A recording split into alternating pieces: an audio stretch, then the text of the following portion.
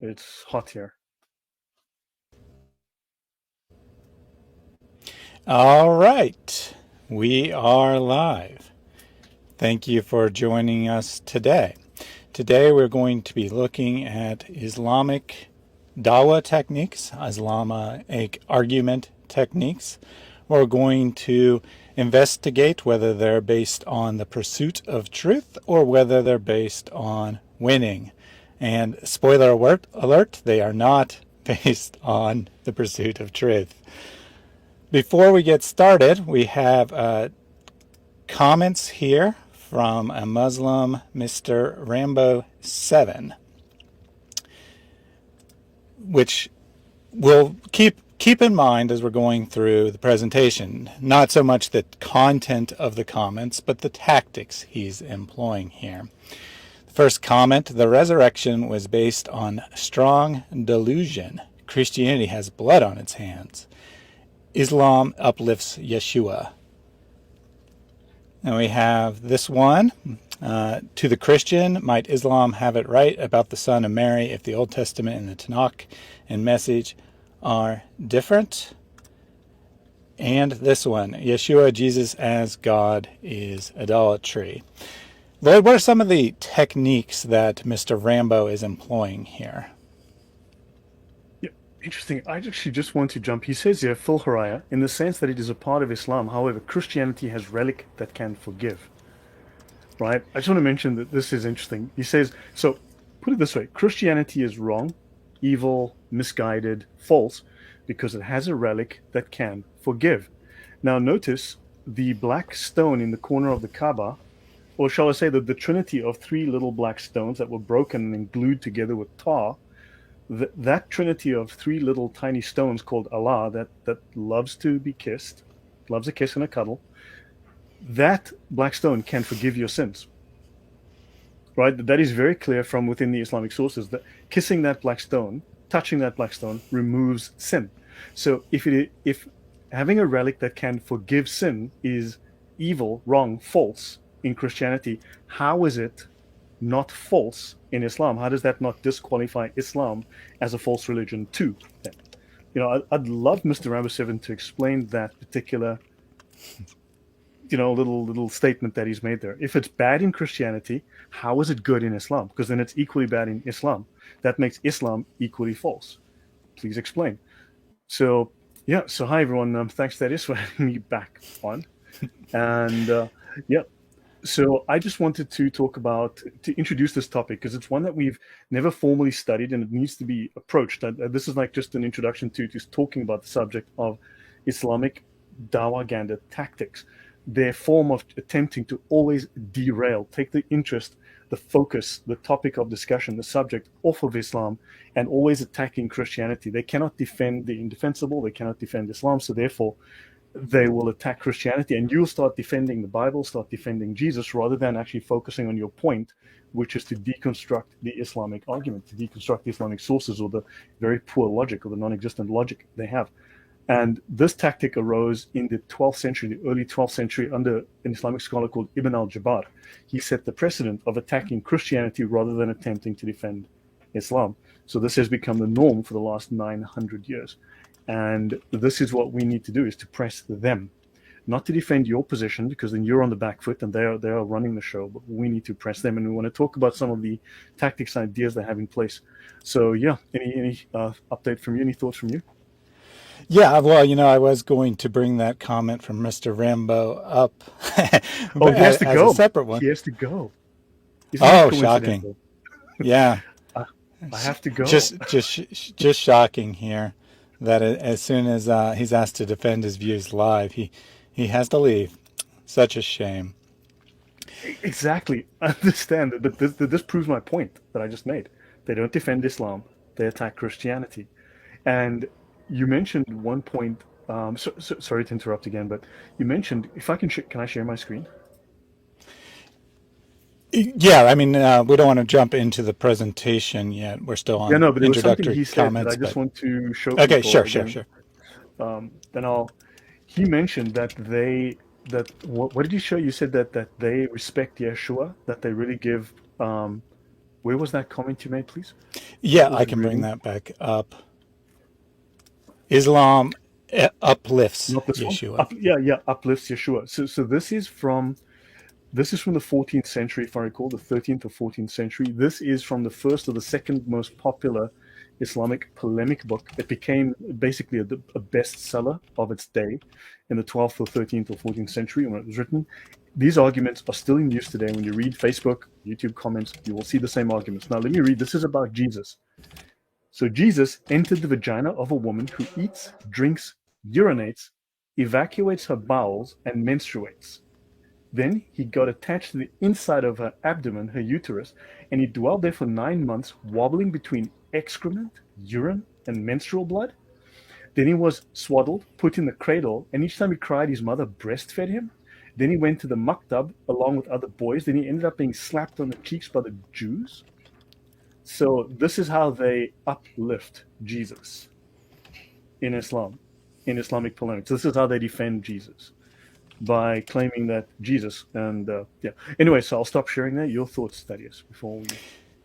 Yeah, well, we're jumping a bit ahead of ourselves, but that's quite all right. We're just a little excited to get into the presentation here.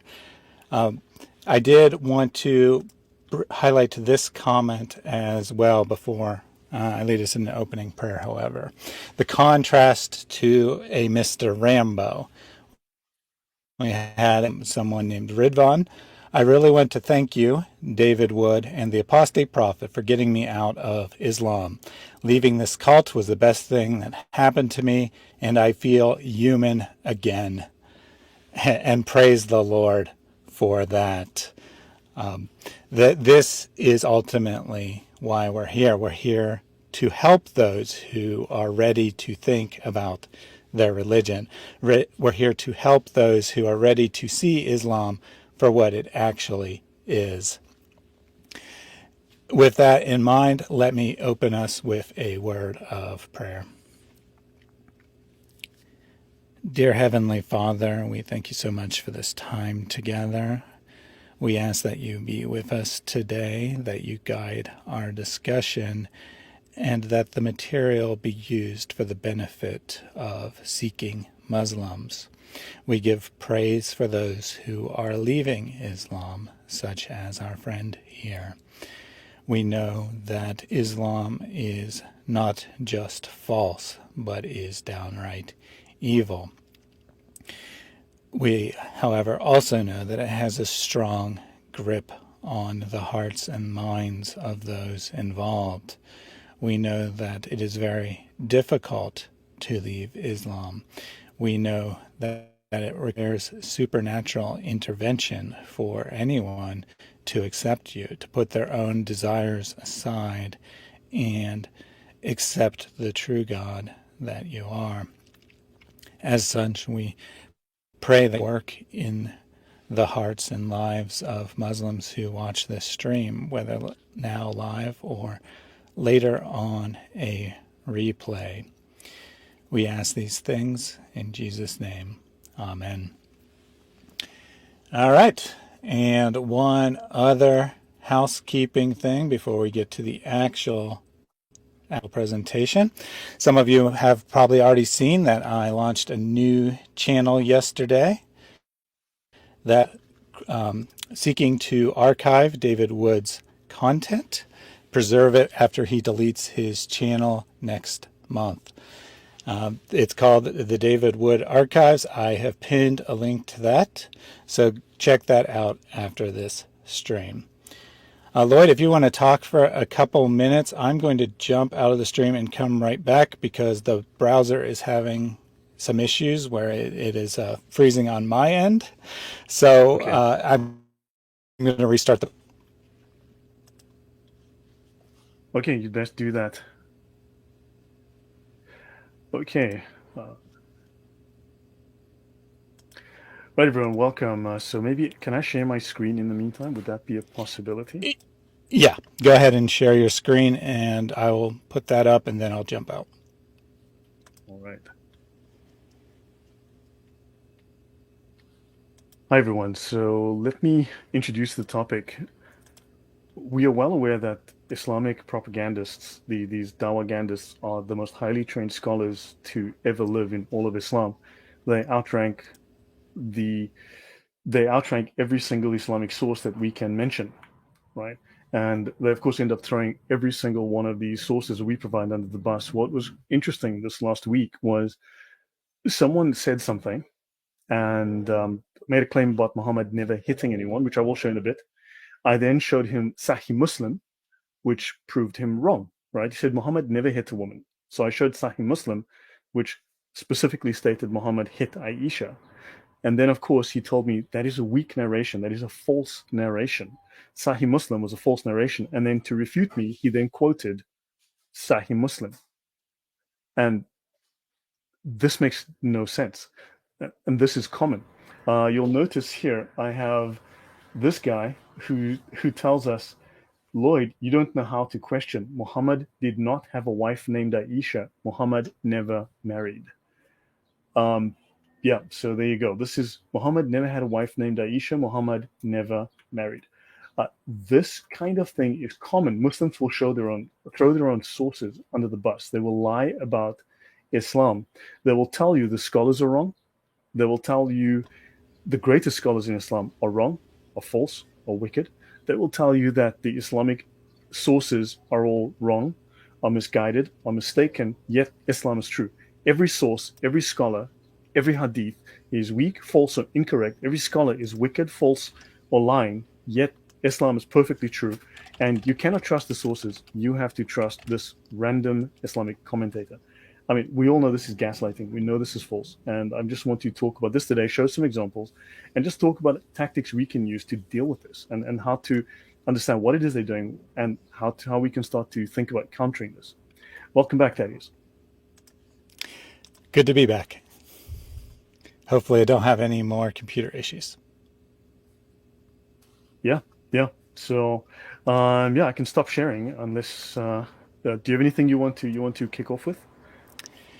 No, however you want to proceed is fine by me. We're going to be looking at some examples of Muslim comments and kind of analyzing them. And again, what we're trying to do here is we're trying to help people better argue with Muslims, better talk to Muslims. Because the kind of Muslims that come to the comments, they're very indoctrinated in this stuff. They may or may not actually be reachable. It's hard to say because you'll have someone who seems to be very very devout, very into this, and then they'll disappear, and then a month later you'll hear that they have left Islam.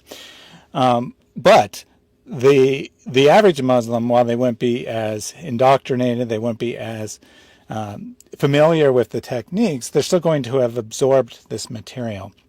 So by understanding where they are coming from, whether they are intentionally going to Christian channels and leaving their propaganda comments, or whether they have just absorbed this material and they're not trying to be involved in Dawah, so Muslims that you would talk to in real life, for example. Either way, understanding how Muslims have been influenced by these systems of deception should help you have better conversations, and that's what we're after here. Exactly. So yeah, let me jump into some of the examples, things that actually got me to think about this, look at some of these examples and try to provide, I don't want to dive deep into the Sharia at all, but a brief overview about that to show you that this is derived, it is based on their doctrines, but they tend to repeat the same basic methodologies over and over. And I think we need to develop a counter methodology because they are fairly predictable. And also it's not an accident. This is clearly deliberate, right? It's repetitive. They use the same ideas. And yep, so let me go back here then. I'll just go back to my second screen.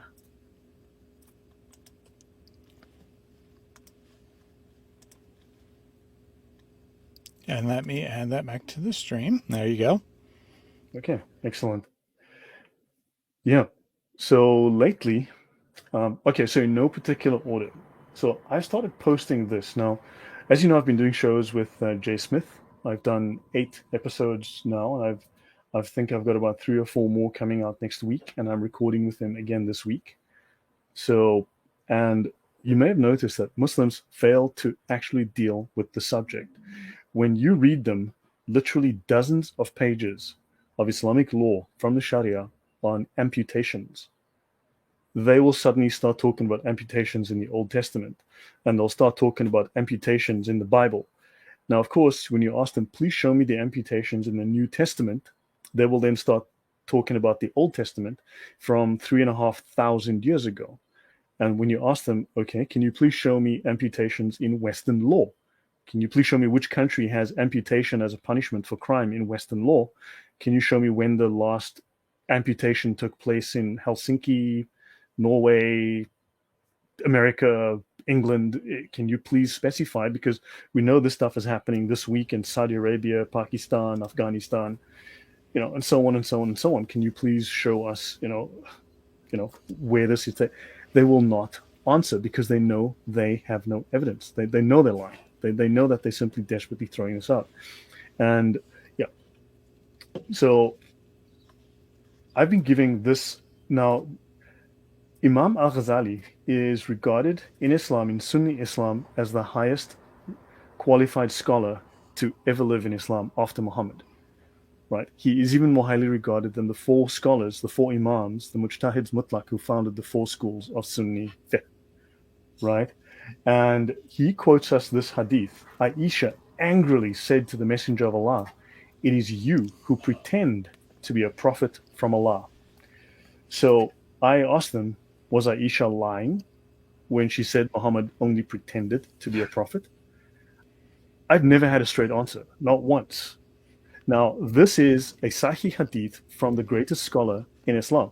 Now, of course, they will start to tell you that this is not the greatest scholar, right? They will start to say this narration is weak, it is false, and then they will quote you some other hadith, and and it's like, okay, right?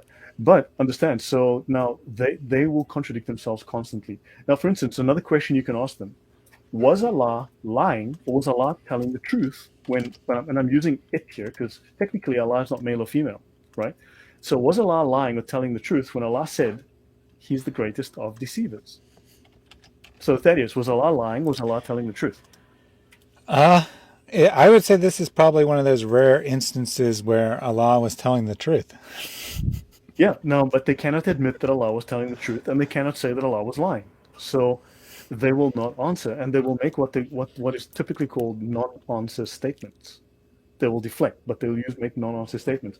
In this case, for instance, on my talk on Islam, where we spoke of hatred, when we spoke of, this is on Jay's channel recently, Islam says, get along with anyone who does not attack you, right? Moses and Jesus are not prophets.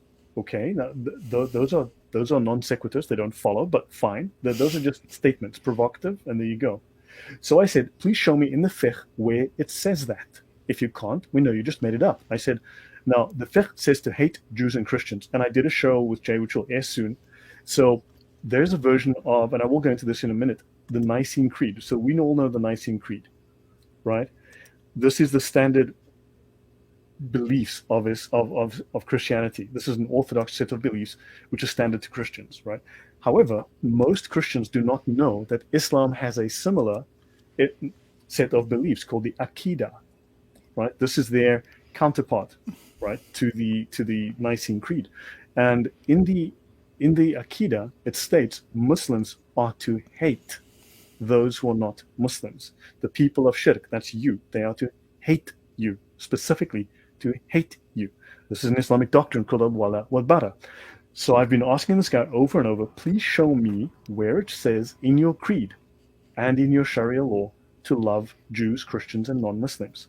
He will not answer. Not a single Muslim has answered me. Not a single one. Right? I said, where does it say to love Jews and Christians? Right?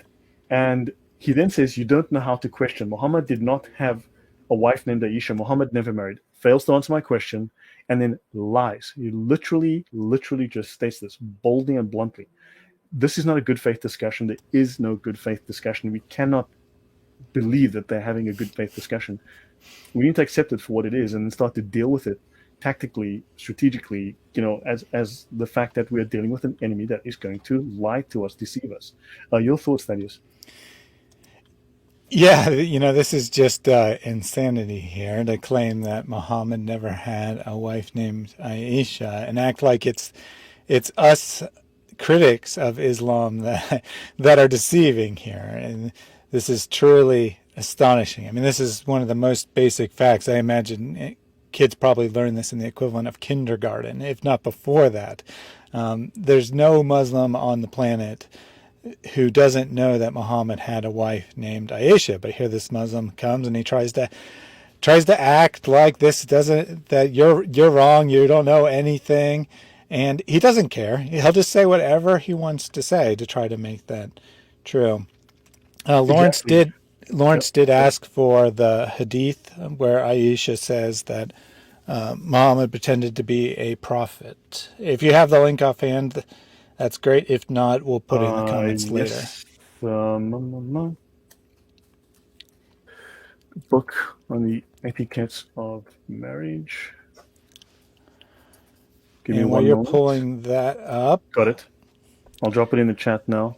excellent. And Tess said, if there are so many lies in the hadith, etc., why is there no fatwa been issued against these people, scholars, whatever? And that's a good question. Muslims come here and they tell us that all these scholars that we quote are liars, that they don't understand Islam, that we're just going to unreliable sources, etc., etc.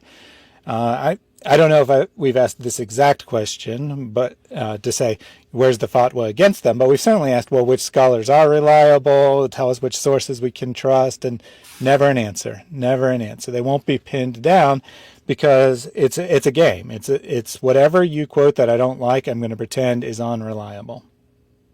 And that's exactly true. Actually, that's a very good question. So we should ask them. So look, obviously, what I'm hoping for is input from the audience as well. We've all dealt with this. We need to have a coherent response. We need to develop a proper response to shut them down real fast and to push the argument back at them, turn things around back at them, make them go on the back foot. For instance, you could ask them, and this I got from Mary. That was a brilliant point when she asked Safraz. So please pronounce takfir on these Muslims. Basically, call them apostates. And so basically, when you call takfir, what's the word? You excommunicate them from the religion. You distance yourself from them, and you say, so call takfir. If these people are evil, if they are wrong, if they are apostates, if they are liars about Islam, then call takfir. Tell them to do that. Tell them to do that, and they will not. Now, look, you're not going to convince them because these people are committed to their doctrine of commanding the right. Right, which in other words also permits them to lie. And someone mentioned it. Yes, it is legal to lie in Islam. It's not only legal; it is obligatory to lie in Islamic law. Understand that. You will not convince them. They know you're right. They know they cannot prove their case, so they would give you evidence. But we need to show the world. We need to show the people reading those comments. We need to show the other Muslims, right? We need to, because people are starting to see. Hold on, I'm reading this argument, and this Muslim has gone full Amber Heard, and we are remaining logical. We are remaining sensible. Everything makes sense. We are providing evidence. This guy is just jumping around making word salad. I think this is the best we can hope for in this situation. Your thoughts? Oh, and besides, this link is 313 characters. It will not go through. So I am going to have to split it into two, okay? So I'm going to split this link in two, and let's see. Yep, no problem. And we'll post it in the comments section later as well. A servant girl here had a good comment. The lies not are going to work like that. Sorry. Yeah. The lies are only boomerangs. Lies can't hurt us. The lies are only hurting those who lie. They are in the traps of their own lies. And I think this is a good comment because ultimately these lies do hurt Islam. The ignorance and system of ignorance in which they rely is no longer possible. The Muslim world is still acting like it's the year 1800 and they can just shield their people from ever hearing any truth, and that's no longer the case. And when lies are revealed, some people will see that and they will leave Islam as a result. So that's exactly what we want to do. We want to cause those lies to go back and hurt Islam instead of having their intended effect of deceiving people. Yeah, I've dropped that in the private chat for you right now. Thaddeus, we need to find an old shortener. I can't do it right now, but yeah, that's the link to, and it's from an Islamic organization, so it's from the Ahlul Bayt, the people of the house. So basically, it's from a high-level Islamic organization. Okay, yeah. So let me just go through in no particular order some of these things that people have been throwing at me. Um, yeah. Okay. So the next one. So this guy was asking questions. So this guy, forgiving Rohan, basically has half the intelligence of Jason Bourne, Alonzo Harris, but none of the personality, right? So And that's saying a lot. yeah, wow. Yeah. So basically, when I do my presentations, I show all the sources. I make the links to all the sources available. Um, yeah. So on Jay's channel, he's been a little bit technologically challenged, and YouTube has been a little oppositional by completely making garbage of all the links that I've given him. So I've given him some. I've asked him to do certain things which he hasn't always done. So I will try and remind him to provide the links to my sources so that everyone can view them for themselves. But so this guy was saying, I am lying, I am lying, I am lying. And I'm like, no, I am showing the Islamic Sharia text on the screen. I'm showing you the book, showing the cover, I'm showing the author, then I'm showing the page, and I'm reading it off the page. How am I lying? I'm not making it up. I am just literally reading it off the page. So this guy says, forgiving Iran. So the books he found is a liar. Yasser Qadi is a liar. Introduction to Science of the Quran. Yasser Qadi, PhD, is a liar. Now notice they cannot call. It is illegal for a Muslim to call takfir. To excommunicate another Muslim is illegal, no matter what that Muslim does in the Sharia. A Muslim could literally barbecue a baby in the street and eat it. You cannot call takfir on that Muslim. It is not possible. Because no matter what they've done, they are still a Muslim. Why? Because they've said the Shahada, they believe in Allah, they believe in the last day. Right? As long as they've met those criteria, they're a Muslim for life, no matter what they do. And a Muslim has no authority to call takfir on another Muslim. So notice this guy doesn't say, yes, Yasser Qadi, he goes, you need education. How does that answer the question? That evades the question. Thaddeus? Yeah, exactly. If this guy needs education, then forgiving should be giving that education by telling us which sources we should be going to. But he can't do that because he knows that whatever he points to is going to say the same thing, no doubt. Exactly. Thank you for that. Very, very much so. So how would we not think, guys, we need to think about this. How do we respond to this? So we need to have a song, we need to all sing off the same song sheet. We need a message that we say. So look, provide the evidence. I've provided written evidence. I want you to provide, if I've used the wrong Islamic legal text, tell me, what is the name of the correct legal text and on what page do I find that? Safraz Hussein recently stated that, Lloyd, I've given you an Islamic text. He showed me an 18th century work written by an unknown scholar, which is not in use in the schools. Now, understand there used to be thousands of Sharia law texts, literally thousands. Some of them were very bad translations, some of them were very bad theology, some of them were very bad law. So the schools had to toss out literally thousands, just like they tossed out over 1 million hadiths. They've had to toss out thousands of manuals, and they focused on only a handful of manuals that they now regard as legitimate as canon, right? So this is why I tend to restrict myself only to these proper Sharia sources. Now he said the rule that you want is in the book, but it's in Arabic, and I don't have the page number it's on, but it's in there. Trust me, bro. Yeah, trust him. And then the next day he was on Christian Prince and he admitted that he doesn't know Arabic. So how did he know what was in this Arabic book? Of course he didn't. He just picked something at random, pretended that this book's in it somewhere, somehow backed his opinion, what he wanted to say, and that was that. We have a presumed Muslim in the chat here, Lawrence, demonstrating another popular Muslim tactic. He says, why did your God command killing of innocent boys in number 31:17? Oh, that's Alonzo. That's Alonzo. And I wouldn't be Oh, surprised. Alonzo. I thought it was probably that there was a good chance it was Alonzo, but either way, it's illustrating one of our points here. That we're talking about a specific subject. He comes in, misrepresents the Bible, tries to distract, tries to change the subject. This is a favorite tactic. It doesn't matter what you're talking about. You're talking about apostasy laws, they'll come in and talk about the age of Aisha. You're talking about Aisha, they'll come in and talk about apostate laws. They just want to distract. They just want to get you off subject. They don't even care what you're talking about. They'll just go to anything other than what you're talking about. So they're not trying to get you a specific way. They're just trying to get you off topic. They're trying to distract you. So thank you, Lawrence, for for illustrating our point for us. Yeah, this is so funny. And yeah, and then, I mean, so look, Lawrence, do you agree? Will you state that your fellow Muslim was lying to us when you said that Muhammad never had a wife named Aisha and Muhammad never married? Was your fellow Muslim lying to us? Or, well, what are the alternatives here? Was he lying? Yeah, I mean, I would say that he could be ignorant, but I don't think it's possible to be a Muslim and emphatically state Muhammad doesn't have a wife named Aisha. I don't see how ignorance could be a possibility. So do let us know, Lawrence, whether. Oh, Lawrence, Lawrence I'm is. not a Muslim. I'm See, not a what? Muslim. Okay. Thank you, Lawrence. What tactic is he doing now, Lloyd? So denial. I mean, good grief. Look, why did your God? So, okay, yeah.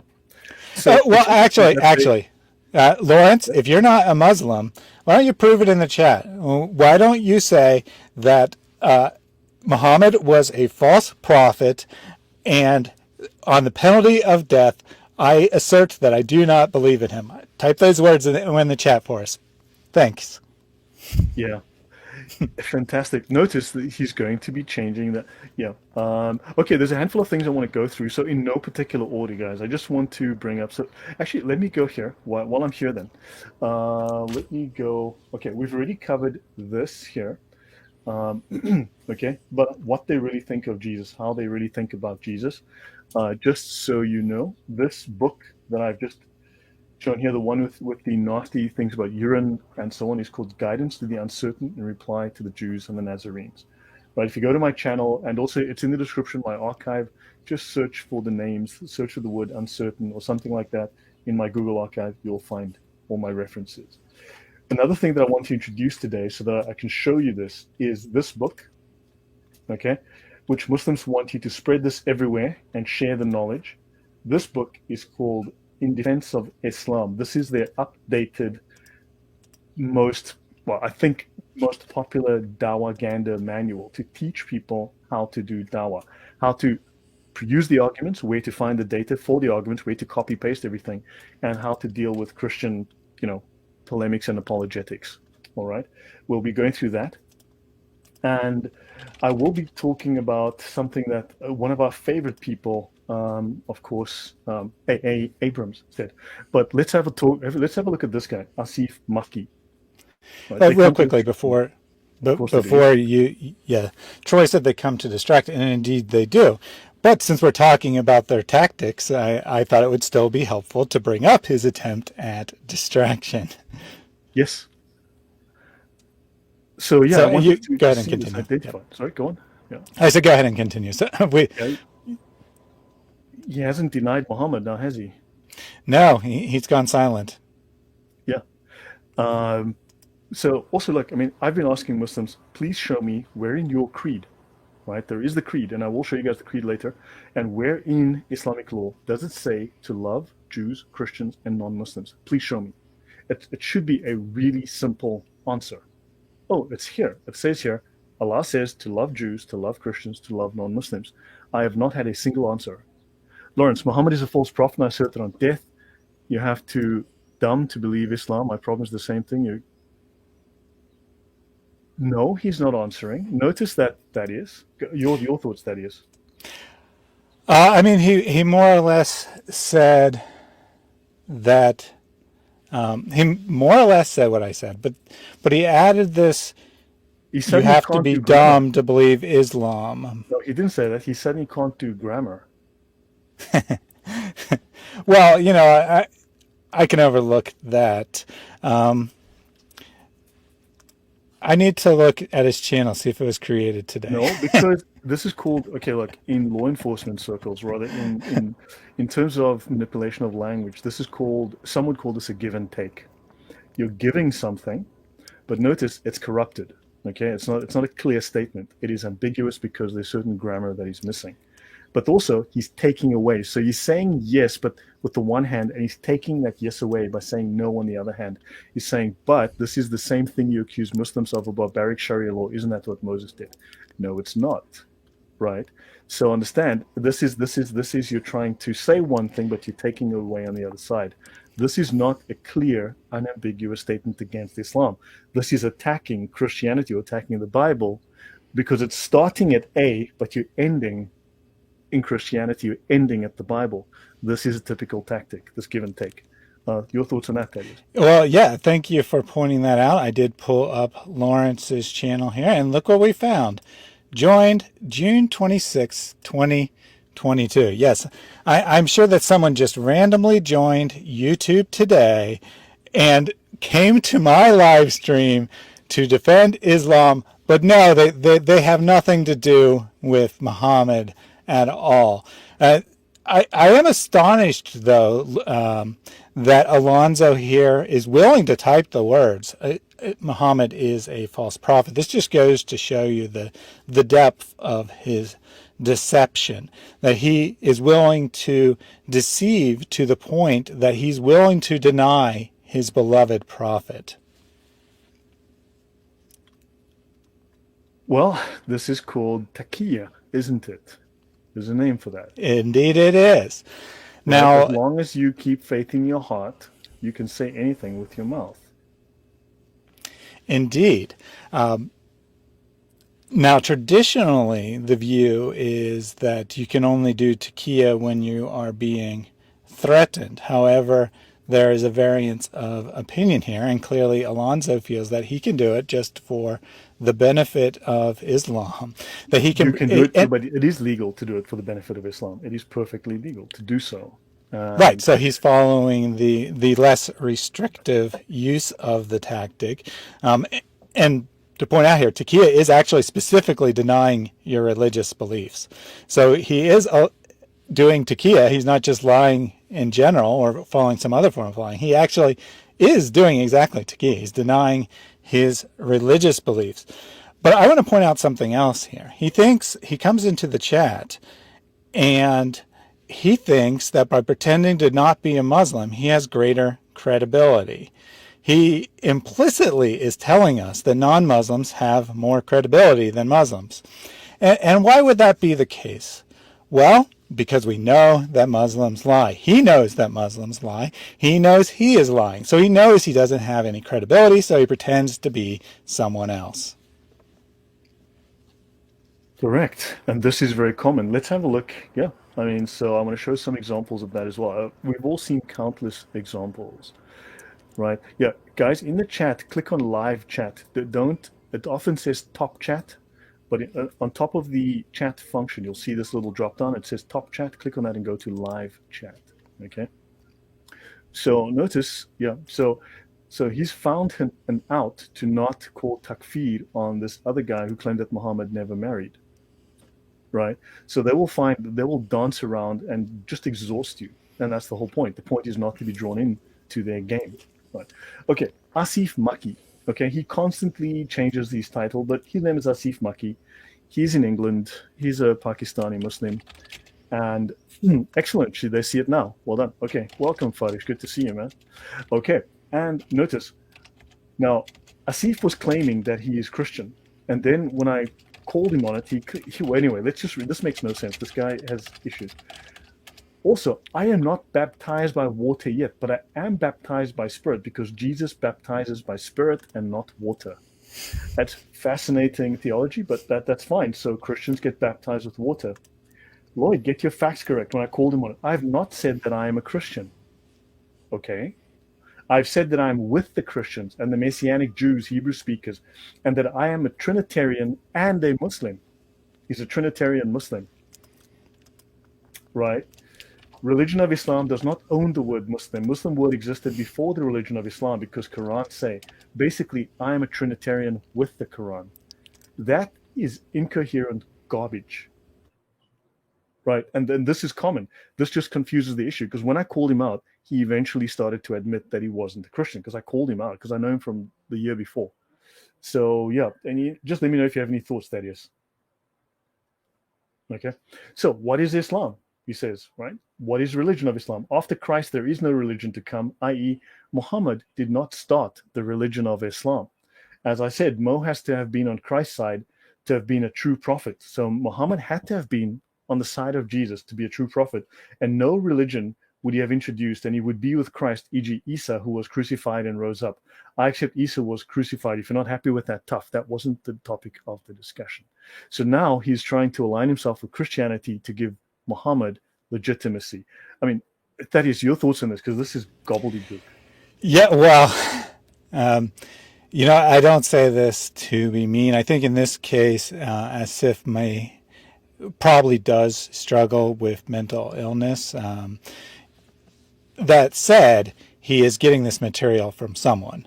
He might not be able to comprehend what he's saying. He might be very confused and tell us weird, bizarre theories, but he's getting it from someone. He's getting it from a Muslim who is either he's pretending or he's getting it from a Muslim who's taking advantage of his mental illness to use him as a pawn, to use him as fodder for the cannon, if you will. Agreed. Now, look, I know someone who's familiar with him. I have had contact with someone who is familiar with him and has told me certain things about him. This man is a devout Muslim, spends a lot of time at the mosque, and apparently he's not one. So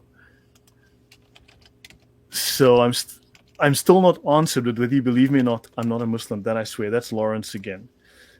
I was just going to ignore that, but yeah. Okay, right. Well, let's just go on. So this is Faisal. Okay, this is Faisal Suktian. Faisal is another legend in his own mind. Okay, so he says here, no, I didn't back down from anything. You just have a wrong impression of what a Quranist is. Now, unfortunately, we know that they often all become Quranist Muslims the moment you start to show them sources outside of the Quran, which they cannot defend. And then they go, no, I only do the Quran. I am a major scholar. I interpret the Quran. Let me interpret it for you. All the scholars are wrong, right? And he says, and that is none of my concern. Being one who isn't based on an ultimatum like it is with a Salafi, where one is ordained to accept all hadiths in totality and nothing else. There are two types of Quranists, he tells us. Two kinds of Quranists. I thought there's only Quranists and non-Quranists. Guys who do the Quran and reject everything else, and guys who, proper Muslims. But he says the purists that genuinely don't accept anything else besides the Quran, and hadith relativists like myself that accept what is endorsed by the Quran. But why am I even boring you with actual learning? It's obvious you're not here for that. That conversation just suddenly went off the rails there. So he's a hadith relativist, and he accepts what is endorsed by the Quran. I don't know, Thaddeus? Yeah, I'm pretty sure there aren't any hadith that are endorsed by the Quran. But I love this. I'm a Quranist, except I'm not. And, a Quranist means that you accept the Quran only. So I'm a Quranist, but I accept hadith too. I mean, it's just a contradiction in terms. And it's a way to escape. When he needs to reject a hadith, he's a Quranist. When he needs a hadith to support something he says, he believes in hadith. He's giving himself a license. Not the hadith that we show him, though. That's not the right hadith. Of course. He's giving himself a license to change whether a source is acceptable on the fly. And if we asked him, okay, so can you give us a list of hadith that you accept? He'd say, I don't know exactly what he'd say, but I bet he'd say something like, no, I can't write them all in here. That would take too long, or something along those lines. They never will let you nail them down to a specific position. If right? he was nailed down to being Quran only, that's a specific position. So he's a Quranist, but he's not. Yeah, exactly. They try to escape holding a specific position. They want to deny their doctrine because once you've painted them into a corner like that, they unfortunately have to own what is in their scholarly documents, what is in the Sharia. And remember, they cannot reveal the Sharia. It's illegal for them. It's a secret, right? It's a weakness for Islam. Notice Mr. Khan is back now, right? Why are Christians acting like the disbelievers of the old? See, he's off topic. Where did the word Christianity come from? As if that's an important question. Understand? Yes, and that last one. Now, I'm going to ask you a question. Mr. Khan, this is a Muslim that I posted this hadith here, right? Let me show you. Aisha said to the Messenger of Allah, "It is you, Muhammad, who pretend to be a prophet from Allah." So Aisha tells Muhammad that he is only pretending. Aisha tells us that Muhammad only pretended to be a prophet. Now, my question to you is Aisha lying? Is Aisha a liar for saying this? Why did Aisha say Muhammad only pretends? Right? Then there's this answer from a Muslim. Lloyd, you don't know how to question. Muhammad did not have a wife named Aisha. Muhammad never married. Now I'm asking, is this Muslim lying to us? And why would he lie like this? Please answer. We'd like to know. Yeah, Mr. Khan, you can take your pick there. You can address either of these Muslim comments, but you can't agree with both of them because they are contradictory. You can't not have a wife named Aisha and Aisha have a wife named Aisha who tells him that he pretended to be a prophet. So do let us know what the real story is here. And do let us know why these Muslims are lying in these comments. Right. So yeah, so understand they will throw anything and anyone under the bus. Okay, so this is now I want to show something with A. Abrams. So I'll go through my list and then I'll go step briefly into the Sharia and then I want to just well, I mean, then I want to talk about like just how do we deal with this because this is not a good faith conversation. So notice I say to A. Abrams here, show me the Aqidah, their creed, and I'll show the creed in a while. Show me the creed of Islam or the fiqh or these Sharia laws that says to love non-Muslims and Jews and Christians. Why is this proving so hard? Because he would show me anything but. He would go into long spiels. Now, I need to tell you guys that this long spiel, often you will ask a Muslim, please show me where it says to love Christians in Islamic law, right? Where it says to love us, not to protect us, because look, the mafia will also give you protection. The mafia does protection too, right? But of course, we say, show me where it says to love us. Show me in those words. And he went off into multiple different spiels, but he wrote a very long rant starting with this. Based on the above, classical Muslim scholars and jurists have categorized friendship with non-Muslims into 4 levels and stages. Muwalat or muwadda, this means to have close and intimate relation and deep love and affection from one's heart for a non-Muslim, such that it makes a Muslim unmindful of his faith. I've never seen this in my life, to be honest. I've read the Sharia a lot. I have never seen this in my life because this is easily contradicted by any of the Islamic sources. But then he goes to this one. This means to express friendship. It's called mudarat. This means to express friendship and love only outwardly, without having love for them and their beliefs internally. It is a mere outward expression of the first stage, hence it entails being pleasant, friendly, polite, and kind towards non-Muslims.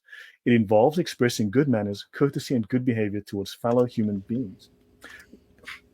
This kind of relationship with non-Muslims is permitted, as it is reserved for all human beings, whether Muslim or non-Muslim. Okay, blah, blah, blah, blah, blah. Let's go have a look at this. Let's go see mudarat. He actually uses the word mudarat. Let's go have a look at what mudarat is. Let's start here. So mudarat, in Imami tradition, right? This is in the Encyclopedia of Islam. It is treating others in a friendly manner while concealing your true attitude towards them. So it's treating them in a friendly manner while actually concealing your true feelings. Okay, let's have a look at what those true feelings are. Let's look here. Now, of course, actually, let me show this particular slide. So let me show this slide. This is 2 pages, 2 slides. This is Quran 60 verse 4. You have a fair example in Abraham and the ones with him, as they said to their people, surely we are completely quit of you. We are done with you, right? And whatever you worship apart from Allah. So in other words, we have no association with people who worship anything other than Allah.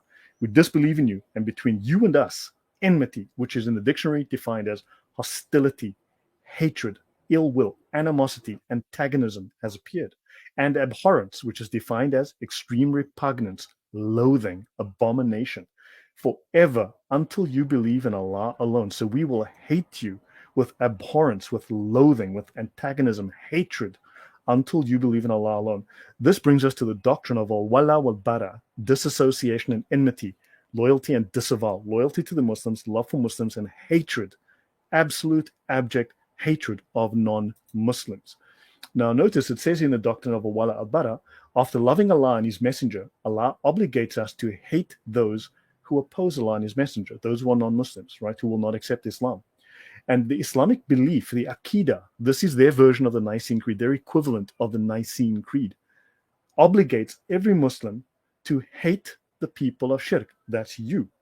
This obligation comes from the creed of Abraham, the creed that we are ordered to follow. So Abraham, apparently, who was a Muslim, ordered all the Muslims to hate non-Muslims.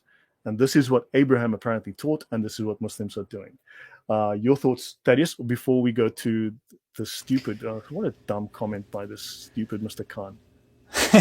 So Usama Dakduk said that he challenged a woman who was saying that Islam is a beautiful religion, etc., to find just one beautiful verse in the entire Quran, one loving verse. And she actually took up this challenge, and she read through the Quran, and then she came back to him, a week or two later in tears because she couldn't find anything of value in the Quran. She had honestly believed that it was this beautiful book based on what she told, and she couldn't find anything about loving anyone in the Quran. Yeah. And that's the reality. There is no such thing in Islam. There is nothing about loving anyone. It's about serving Allah as a slave serves a master. There is no love in Islam. We have a relate.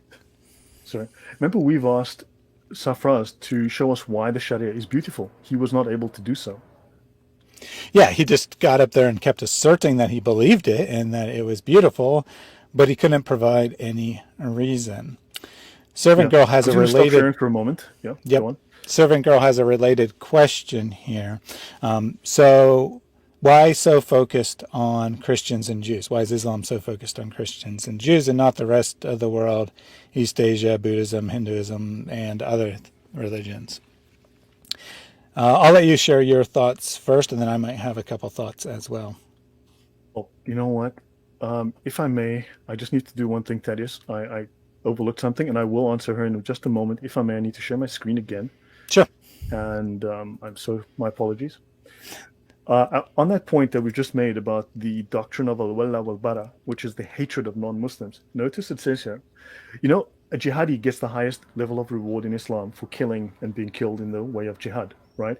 Notice, though, that same level goes for people who hate Jews and Christians, okay, who die not in combat, but who die secretly hating non-Muslims. Those who died after spending their lives waging war against the appetite of soul, the lower soul, right, were regarded as martyrs, okay, even if he dies in his own bed. This person is a shahid who will be treated as if he had been killed fighting alongside the Prophet. That's great, because you see, you're trying to overcome your conscience. Your conscience doesn't want you to become a hateful human being, but Islam requires you, as part of its creed, to hate non-Muslims. Notice here, other traditions declare martyr those who in their lifetime practiced mudarat. Mudarat is the word that, unfortunately, Abraham said, okay, that Muslims must practice. Notice, who practiced mudarat, who treated others in a friendly manner while concealing their true attitude towards them. And that true attitude is hatred. You become a martyr for doing so. You earn great reward from Allah for hating the non-Muslim. There is no love in Islam. It is purely hatred of the non-Muslim. I'll stop there. Yeah. So absolutely, that Islam is about hating the other. We have a new Muslim in the chat who seems to agree with us. But I want to answer this question from Servant Girl first, and then we'll get to this Captain is incredible. Yemeni. Thaddeus, you need to show this. The Captain Yemeni? No. This just, see, some of them are so blatant, and what happens is then they call, I'll paste this in your Skype and you can show this to everyone, and then they call Islamophobia when you reveal what it is. I mean, Have a look at that.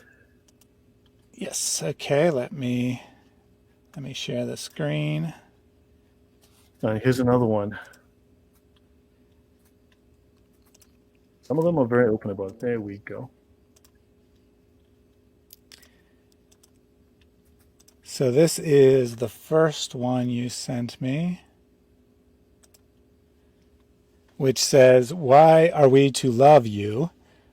What is your obsession with love? We bring the sword to idolaters, not love. See the more." And this is actually very similar to the... Seethe more, seethe.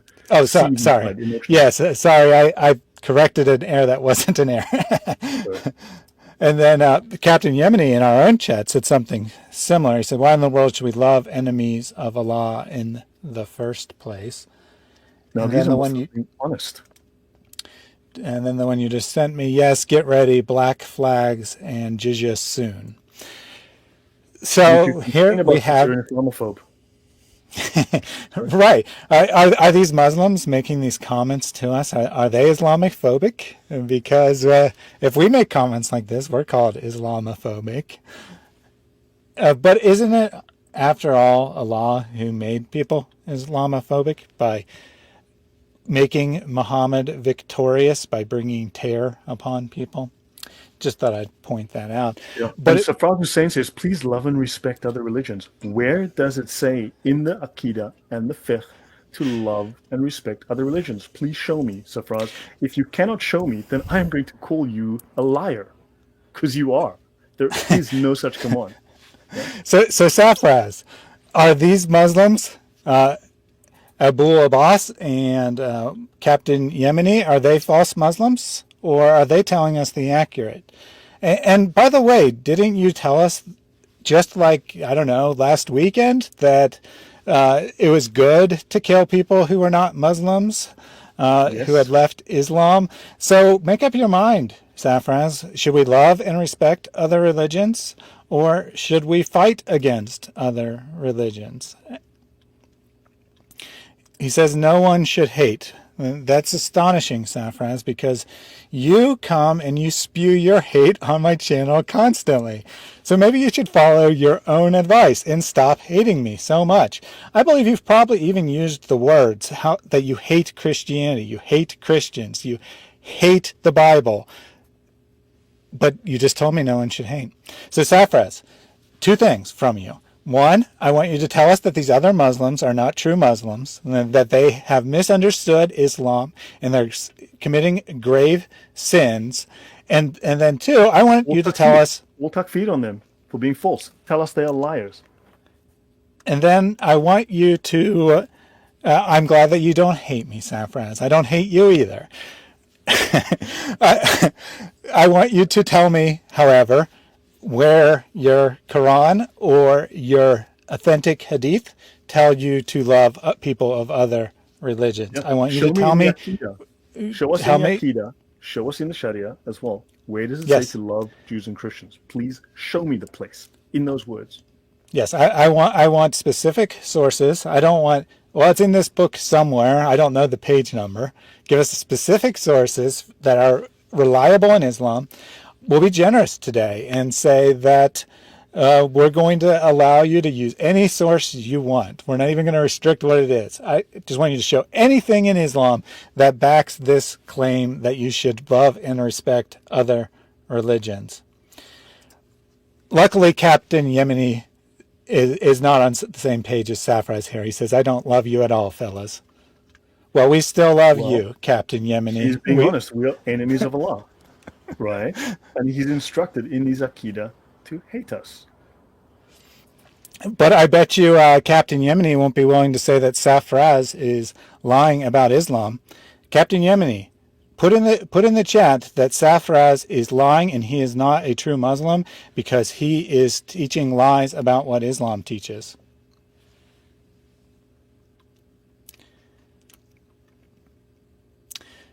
We will see what happens here. In the meantime, I have some other comments going back to Servant Girl's question here about why Muslims are so obsessed with Christians and Jews specifically. And I think Villainous provides part of the answer here, and that's that the religion focuses on Christianity and Judaism because they're originally the closest people to the Muslims, geographically speaking. That these were the primary enemies of early Islam because they wanted the lands held by Christians and Jews. So their polemics, their God's eternal word for some reason only focuses on things that were relevant in 7th century Arabia, 8th century Arabia, 9th century Arabia, and that has no conception of anyone other than those people that a 7th century Arabian would come in contact with. But I don't think that's actually the whole answer. So it's part of the answer. That's why they believe that they believe that they are the true Christians. They believe that Abraham, Adam, Eve, Moses, David, everybody except for Paul was a Muslim, right? And don't forget, the Muslims will tell you polemics against St. Paul that come from the scholars. These polemics date from the 8th to the 14th century, which I've done a series on Thaddeus' channel on called Paulemics, Paul, E-M-I-C-S, Polemics, discussing the very detailed history, the laughably stupid, idiotic Islamic major scholars. We're talking scholars that Western scholars rave about, like, oh my God, it's Ibn Hazm. He was such a genius. When you read his works, the man was a complete idiot. He was a fool. Okay, and scholars rave about him, like, oh my God, Ibn Hazm. So what happens is, for instance, these scholars believe that Saint Paul, our Saint Paul, was King Saul, who was king of the Jews, who lived 600 years before Paul lived, something like that, right? 500, 600 years. And then other scholars thought that Paul lived in the 3rd century, right?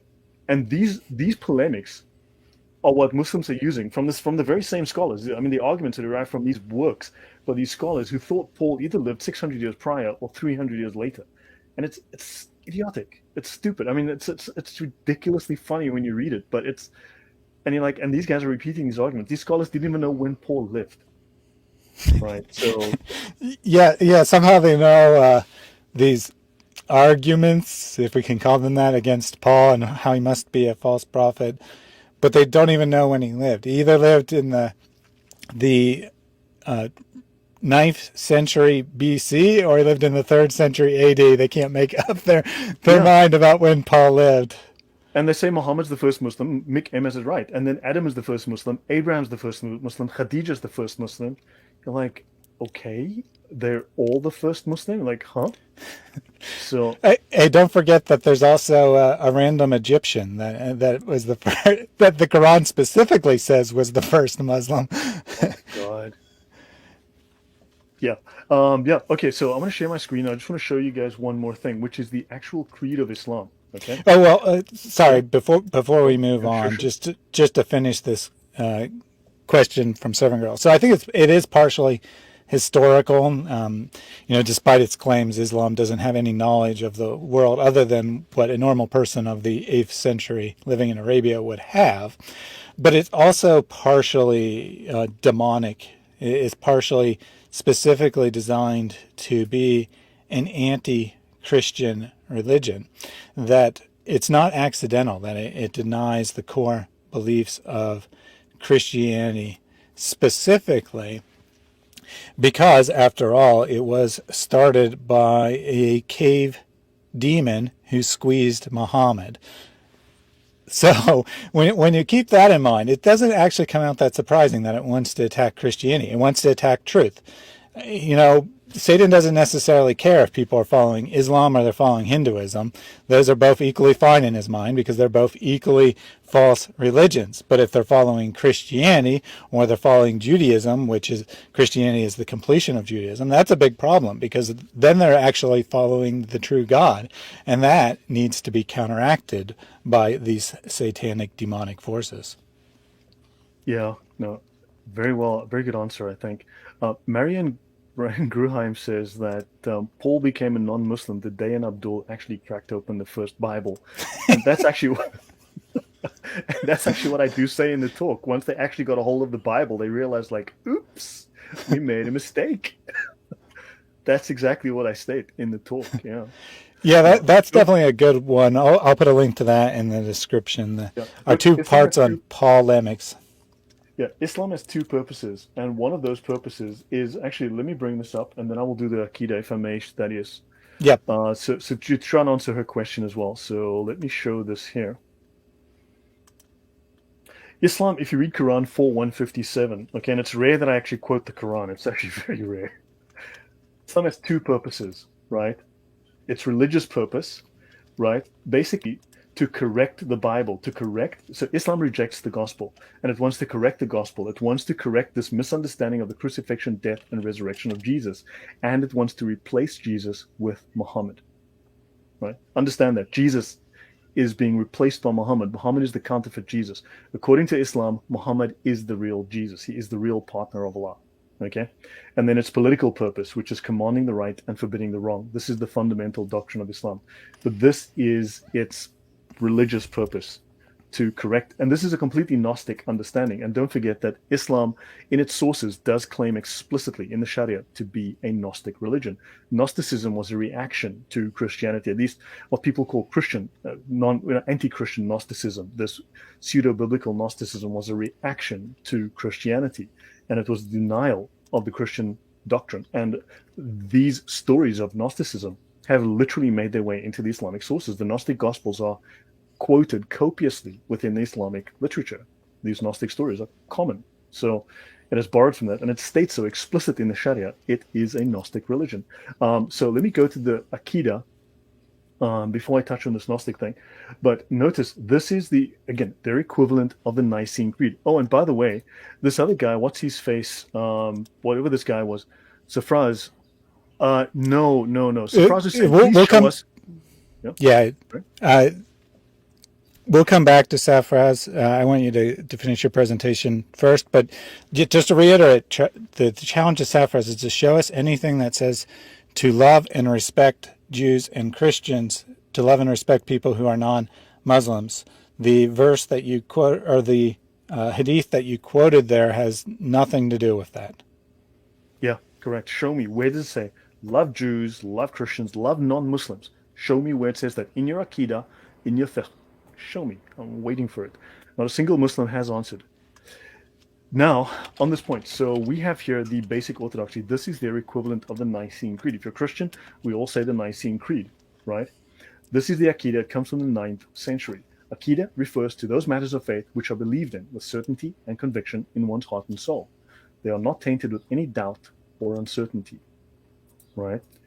Like the Nicene Creed, it establishes orthodox beliefs and refutes deviations. It is the foundation of the Islamic faith. It consists of matters which are known from the Quran and sound ahadith, and which Muslims must believe in his heart. This, make a note of this, okay? In acknowledgement of the truth of Allah and his messenger. Popular statements of basic Sunni Islamic doctrine or articles of faith are the Aqidah al-Tahawiyah, the Ash'ari Creed, Aqidah, and the Maturidi, amongst others. Aqidah is also a primary science in Islam. It's a science, okay? It's a whole long list of like 100 and something statements, okay? And notice, this is a legal loophole. He doesn't have to say it verbally, as long as he holds it in his heart. He doesn't have to speak it in his mouth. This is will versus logos. Logos is logic. Logos is truth. God is logos. Jesus is the logos. But understand, logos has a connotation, an aspect of speaking the truth spoken, right? Whereas this, the truth is concealed, right? Notice these are just 3 statements from the Aqidah, number 73 to 75. You'll find slightly different lists, but they're all similar. We follow the Sunnah of Muhammad, not the Quran, the Sunnah, and the congregation of the Muslims, and we avoid deviation, differences, and divisions. We love the people of justice, that's Muslims, and trustworthiness, that's Muslims, and we hate the people of injustice and treachery. That's you. If you're not a Muslim, that's you. So we hate the people of injustice and treachery because we don't worship Allah. We don't worship Muhammad. We all know you worship Muhammad. By the way, on a side topic, remember in Islam, when you go to the loo, when you go do a number 2, you need 3 stones to clean your boom boom with. There are 3 stones stuck in the corner of the Kaaba. I'm just thinking, is there a connection? Was this like all they had left to like commemorate Mo with? You know, is this like 3 stones? I just find it weird, glued with wax or tar in the, you know. I just, can someone help me out with that connection? I'm just wondering. Moving on to number 75. And when our knowledge about something is unclear, we say Allah knows best. That is actually ingrained in Muslims. This is part of their creed. But notice they are to hate you if you're not a Muslim. So hopefully that makes it clear. So what's his face? Jesus said, "Love your enemies." So please Hey, love Prophet Muhammad. So surprise again. This fool. I'll stop here. I'll stop sharing. Your turn. That is. sure, sure. So we'll go to Sapphiros first, since you want. So this is what he said. Jesus said, "Love your enemies, to love the Prophet Muhammad." And I did save his earlier comment as well. Prophet Muhammad said, "Whoever would love to taste the flavor of faith, let him love a person only for the sake of Allah Almighty." So this first one, your first attempt here, this says whoever wants to be a true Muslim should love people for the sake of Allah. So a Muslim should love Muslims. Got it. That wasn't what we asked Remember, you for. it says in the Bible that even the evil people. Well, what's that verse that says that even tax collectors love their own people, but you need to love others, right? It says that even the evil people love their sons and daughters. So that's not a hardship. Loving your enemies. So I mean, there's a verse on that in there. But go on, sorry. Yes, absolutely. I'll pull that up in just a second. But his other comment here, which, sorry, I'm trying to do multiple things at once. His other comment was that Jesus said to love your enemies, so please love Prophet Muhammad. Well, actually, Safraz, Muhammad isn't my enemy. Muhammad's dead. He's just an empty, rotting corpse. I don't make enemies with rotting corpses, or long gone corpses, I should say. His bones are probably starting to disintegrate. He's been dead so long. However, you, in a sense, are an enemy of Christianity. You are an enemy of mine. And I do love you. That's why I do these shows. This is why I do this sort of thing. That said, did Jesus say that you should, that loving people means never telling them that they're wrong? Did Jesus say that you should just let the false religious teachers go about teaching falsely? Or did he strongly condemn those who were speaking falsity? You would say to Jesus, Jesus, you aren't loving those Pharisees when you call them names. So you're telling me that we don't love Prophet Muhammad, which actually I don't have any emotional response or any love response, positive or negative, to Muhammad, because he doesn't exist. He's gone. He can't be an object of my emotion. But that said, if he was alive now, telling him that he is a false teacher, strongly rebuking him, calling him names, would not be not loving him. It would be loving. Telling the truth is loving. This is what you Yeah. need to understand. In Islam, loving, well, the word loving doesn't really exist, but proper behavior is telling someone lies if it makes them feel better about themselves. In No. Islam, well, assuming they're a Muslim, I should have specified. Assuming they're a Muslim, lying for their benefit, that's good behavior. Lying for your own benefit, that's also good behavior. In Christianity, loving someone means telling them the truth, regardless of the consequences. If Yeah. Christianity is true and non-Christians are condemned to hell, it would be completely and totally hateful to not try to reach people with that message. Yeah. If I may, so Servant Girl says very Matthew 5:46, for if you love those who love you, what reward have you? Do not even the tax collectors do the same? And that's exactly true. Now, notice Andrew Martin next says, for Muslims, love is a demand for respect for Muhammad. And then, of course, our little friend comes along and says, um, oh, did that comment disappear? No. He says, Andrew Martin, you are welcome, and I am very proud of that.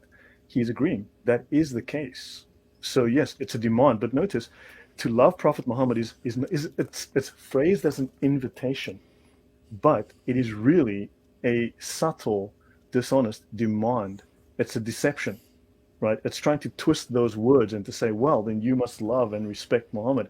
This is a Trojan horse. It is all Trojan horses, slipping it in the back door, right? To love. So, in other words, you must not criticize, but we are to criticize evil. We are to criticize what is ill, what is evil, what is sick, right? And this unfortunately is the case. So this is it's a way to try to derail the conversation and to also prey on your goodwill, your good nature, and to try to subvert that.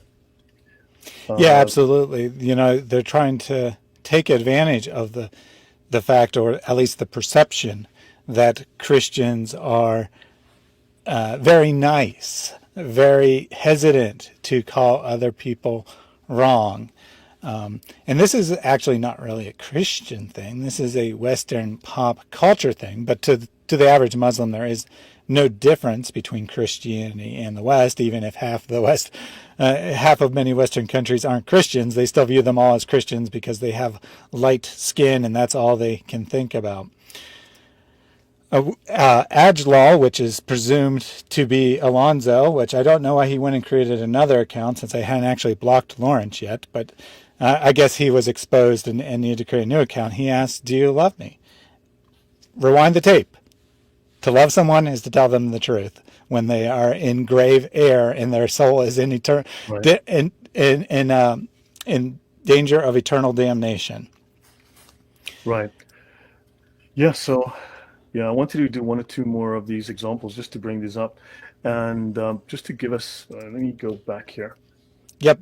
So Is the let's get through your examples first, and then I Yep. have some other So comments that I I've see I collected didn't throughout. find the example of where this guy, I think this is Safraz's other pseudonym, one of his other alt accounts. Someone murdered your best low. Yeah. Okay. I'm on a different issue already. We'll Yeah, get yeah, back yeah. to You weren't intended to read this comment. I just put it up there because it was related. yeah. But notice how they will try to distract you successfully. You need to keep pressing. You need to keep providing evidence. Don't forget that they lose credibility when you start showing the truth, when you start to back it up with facts, because sophistry of this type looks like sophistry of after time. People can see that it's just word games. It's just a clown show. Notice, so this guy says, Aisha praised Prophet Muhammad. Aisha reported the Messenger of Allah never struck anything with his hand, neither a woman nor a servant, unless he was fighting in the way of Allah. So, in other words, Muhammad only hit women in jihad. Now, this guy then, because I quoted a different Sahih Muslim, okay, I quoted this Sahih Muslim hadith here, and then he told me this is a false narration. It's a false hadith. Notice he's quoting me Sahih Muslim as well. He says, Muhammad struck me on the chest, which caused me pain. And he said, did you think that Allah and his apostle would deal unjustly with you? In other words, to hit Aisha would be just, would be something that is righteous, that is holy, that is correct, right? So, unfortunately, he was fighting in the way of Allah. So, yeah, that must have been jihad. Now, how is Mo hitting Aisha just? Now, for those Muslims in the chat, okay, see, the problem is you have Jews hate, blah, blah. Safraz, we're not talking about that. You see, you're proof of what we're saying. You cannot stay on topic. You cannot defend Islam. So you have to redirect off the subject. And this is what they're going to do over and over. Muslims, we've just shown. See, notice he's now lying about what we said earlier. Muslims hate Jesus. They say Muslims say that Jesus was born amongst feces, menstrual blood, and urine. Right? This is their view. This is their filthy, disgusting view of Jesus. They state that we as Christians urinate on ourselves in the church benches. Right? This is their polemic. This is what they believe, that we urinate on ourselves in the church benches. Now, of course, this is slander. Now, of course, we're not allowed to tell the truth about Islam. They consider this slander in the Islamic law, whereas Islam has 6 laws for what they call permissible slander, where they are permitted legally to slander other people. Right? Now, notice, so here we've got this guy is actually using a hadith that actually does not corroborate his story, that actually contradicts him, but whatever. Okay? Now, so this guy again will tell us, okay, so I said here, this is from the Hidayah. The destruction of the sword is incurred by infidels, though they be not the first aggressors, as appears from various passages in the sacred writings. Infidels, that's non-Muslims, may be attacked without provocation. That is the Sharia. That is jihad. Okay, in other words, they're stating Muslims may attack non-Muslims violently, right? This with swords and kill them. That's what destruction means. This is fully legal and fully normal, lawful in jihad law, right? And of course, this guy says, blah, blah. And they speak here of this, the covenant of protection obligates us. Now, this guy's quoting this as a defense. The problem is, this is dhimmi law for after they have fought you violently in jihad and subjugated you. Now, remember, in jihad, as the law will state, your wife immediately is divorced from you and she becomes a slave. She can be used for sex. She can be sold, right? She can be put into hard labor. Your children are removed from you. They can become sex slaves. They can be sold. They can be used for hard labor, right? They forget to tell us this. Now, why is he quoting us dhimmi law for after Islamic jihad has subjugated the Jews and Christians, right? When I'm stating the exact law, now he's using this is a distraction. Again, we should not be distracted by this. We need to bring up these laws over and over. These guys are doing copy-paste polemics. We need to do copy-paste counter-polemics, quite bluntly. It's as simple as that. We need to just... So understand. Now, here's another question we need to ask. It states here, the covenant of protection obligates us to grant them rights and protection. The mafia will also give you protection if you pay them protection. It's exactly the same. There is no difference. And if you don't pay the protection, what does the mafia do to you? Yeah, my apologies. It is very difficult for me to zoom in. Okay. I know, understand. I do understand that. I do apologize that the font's a bit small. The covenant of protection obligates. Now, notice this is law that is applicable after the violent jihad has subjugated you. This is dhimmi law. This is the laws of dhimmitude. Now, here's a question you need to ask them when they tell you this. What happens if you don't accept their covenant? What if you refuse it? What if you break the covenant? Okay, ask them. They will not answer you because they know if you refuse it, they will kill you in jihad. If you break it, they will kill you in jihad. Understand? Because a dhimmi is effectively, legally a prisoner of war. And then, of course, we have Alonzo Harris, who will come into every single chat and say the following: Lloyd believes in three gods. Every single time. Of course, or whoever is speaking. It doesn't have to just be Lloyd. It'll be whoever is speaking. You know, Jay believes in three gods. Hatun believes in three gods. Thaddeus believes in three gods. Same line, just change the name. And of course, I always tell him, Alonzo believes in a broken rock glued together with tar that likes a kissy, that he calls Allah, because it's true. And I ask him, have you kissed your pet rock lately? Right? Because this is true. He believes in a pet rock called Allah. Okay? Now I ask this guy, forgiving Rohan, why do you think that hating people because they're not Muslims is good? As your deen teaches, as your Aqidah teaches. And he says, Islam does not teach us to hate anyone. It teaches us to share love with everyone and guide them on the right path. That is a lie, right? So I said, it teaches hatred. I showed it on the screen. I showed it from your Aqidah. Show me where it says to love Jews and Christians. And of course, this is not happening. They will not show me, right? And then, of course, they say the things that Lloyd says are untrue and ridiculous. Well, I'm not saying it. I'm reading it off the page. These are the standard Islamic Orthodox texts.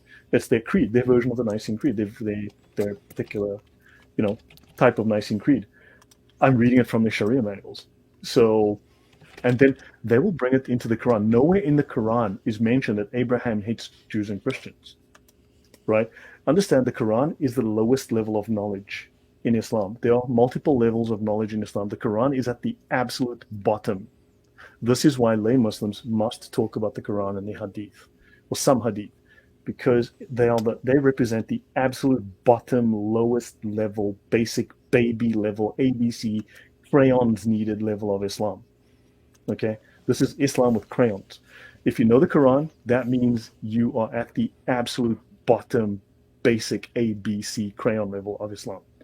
Right, and that's why they have to bring it back to that, because that's all they can deal with, right? Because they can go in circles. Once you go to the knowledge of the scholars, the imams, things are black and white. Now, how can I be lying? Before you move on, yep. I wanted to address this comment, sure. Because it's very illustrative here. I presume you didn't actually say that Abraham hates Jews and Christians. You probably said something like the Sharia teaches hate of Jews and Christians. And the scholars state that Abraham teaches this hatred, because I showed it. Remember that Abraham's creed states to hate us. Yeah, exactly. Yeah. So what he's done, and he's tried to narrow the issue. Right. He says nowhere in the Quran is it mentioned, or the Quran. I'm trying to figure out how to pronounce it with a C, but Yeah. maybe Soran, that's it. In the Soran is mentioned that Abraham hates Jews or Christians, but that was never the claim.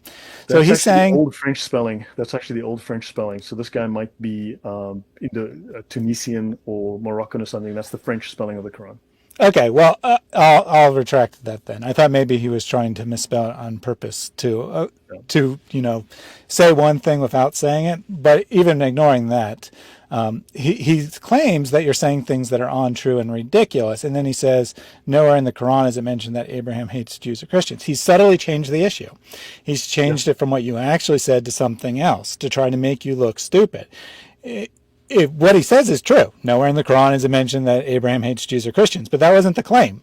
But by stating it, he's trying to make it look like you said that. He's trying to make someone who hasn't watched it or didn't listen carefully think that you actually said something so ridiculous.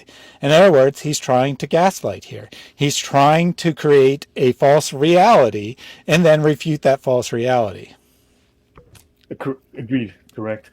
Yeah. So yeah. Okay. You know what? I'll end here with my section. There's one or two things I might bring up in a little bit, but yeah, I wanted to bring up some of these. So actually, no.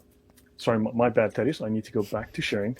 So I'll end off with the following. Sorry, guys, I didn't exactly prepare this the way I normally would something. I just wanted to bring these up, bring this to your attention.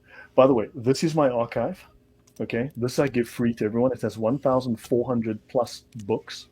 Okay, many of which are behind paywalls, which I've managed to secure. So there are hundreds, over 1,400 books here. Okay, so this folder is going to be very useful to you, this dictionaries and references folder. It is going to be extremely useful to you to find most of the books that you need, like the encyclopedias of Islam. You're going to need those things, right? The Brill encyclopedias of Islam, you'll find those extremely useful.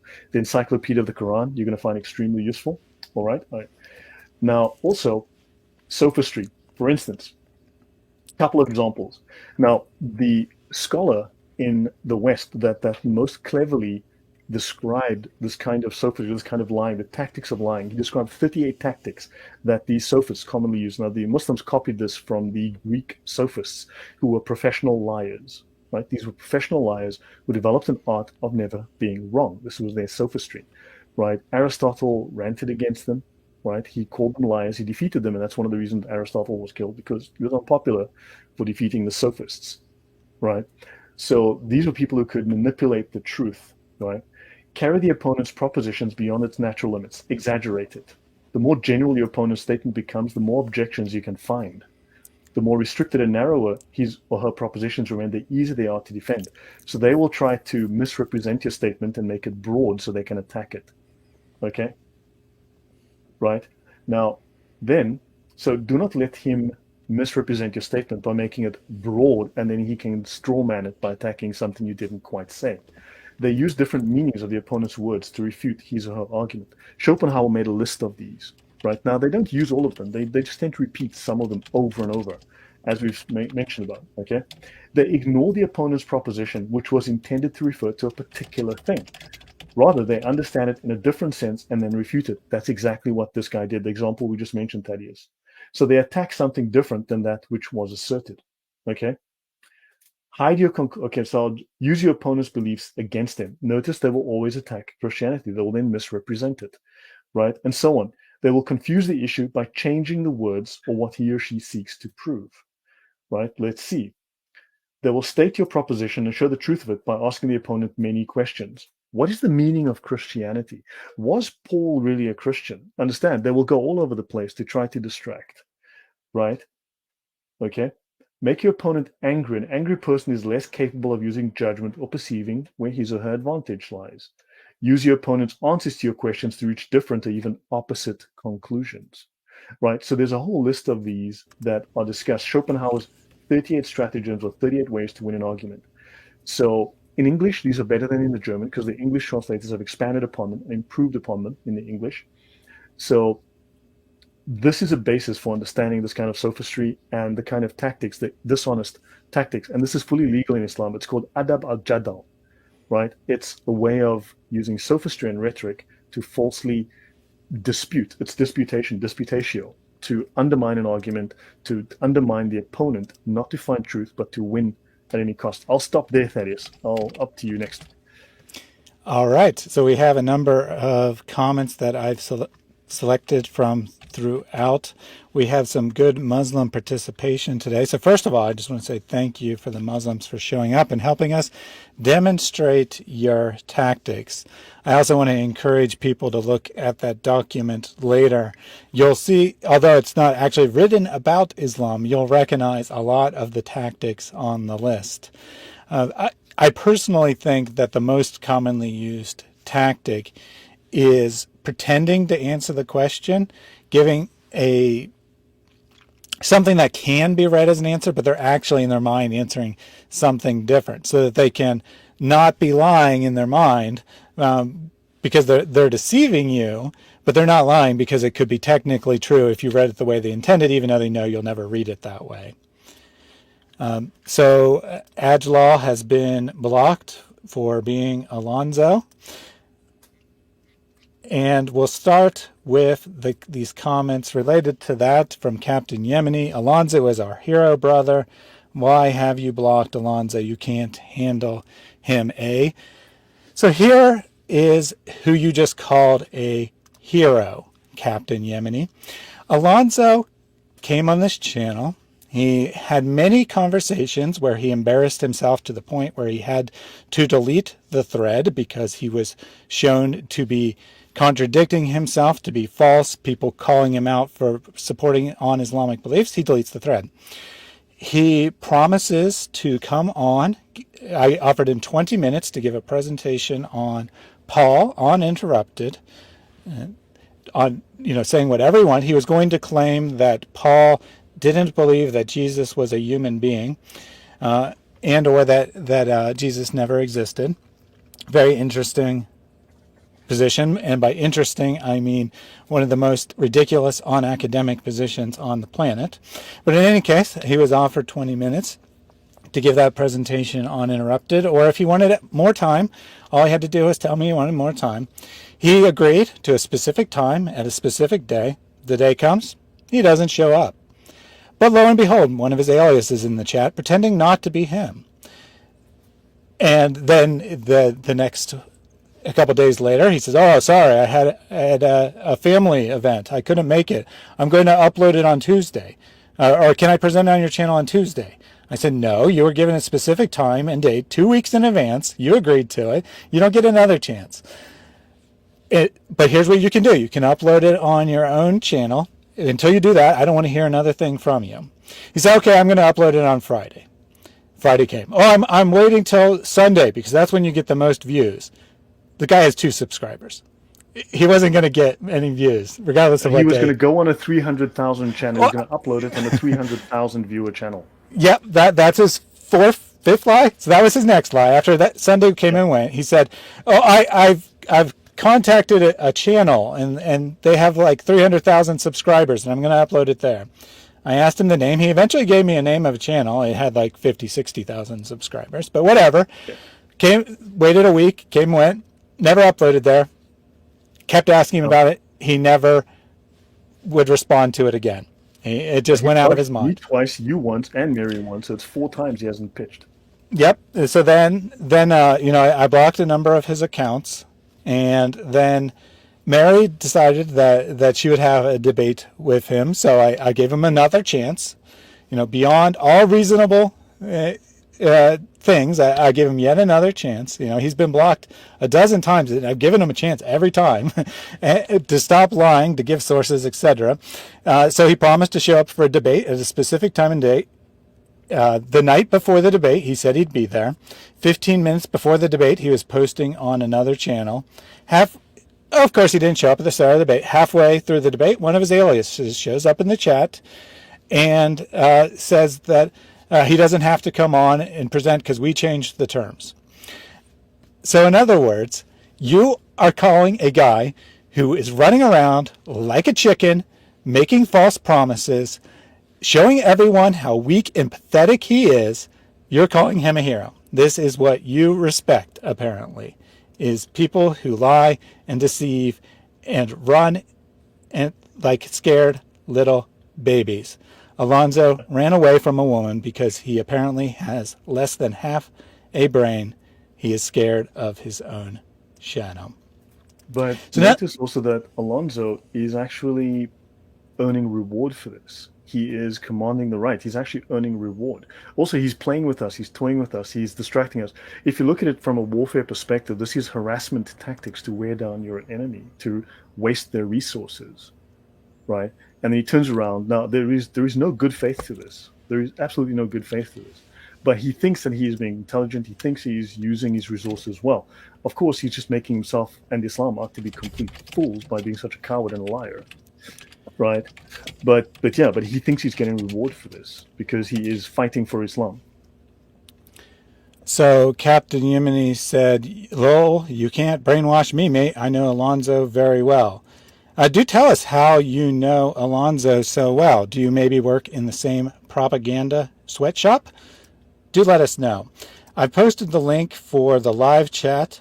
Any Muslim who'd like to talk with us live can come up. That means you, Captain Yemeni. You can come up and prove that you have more guts than your so-called hero, Alonzo, and actually speak with us, something Alonzo refused to do so many times. Going back to the comments from earlier here. Let's see.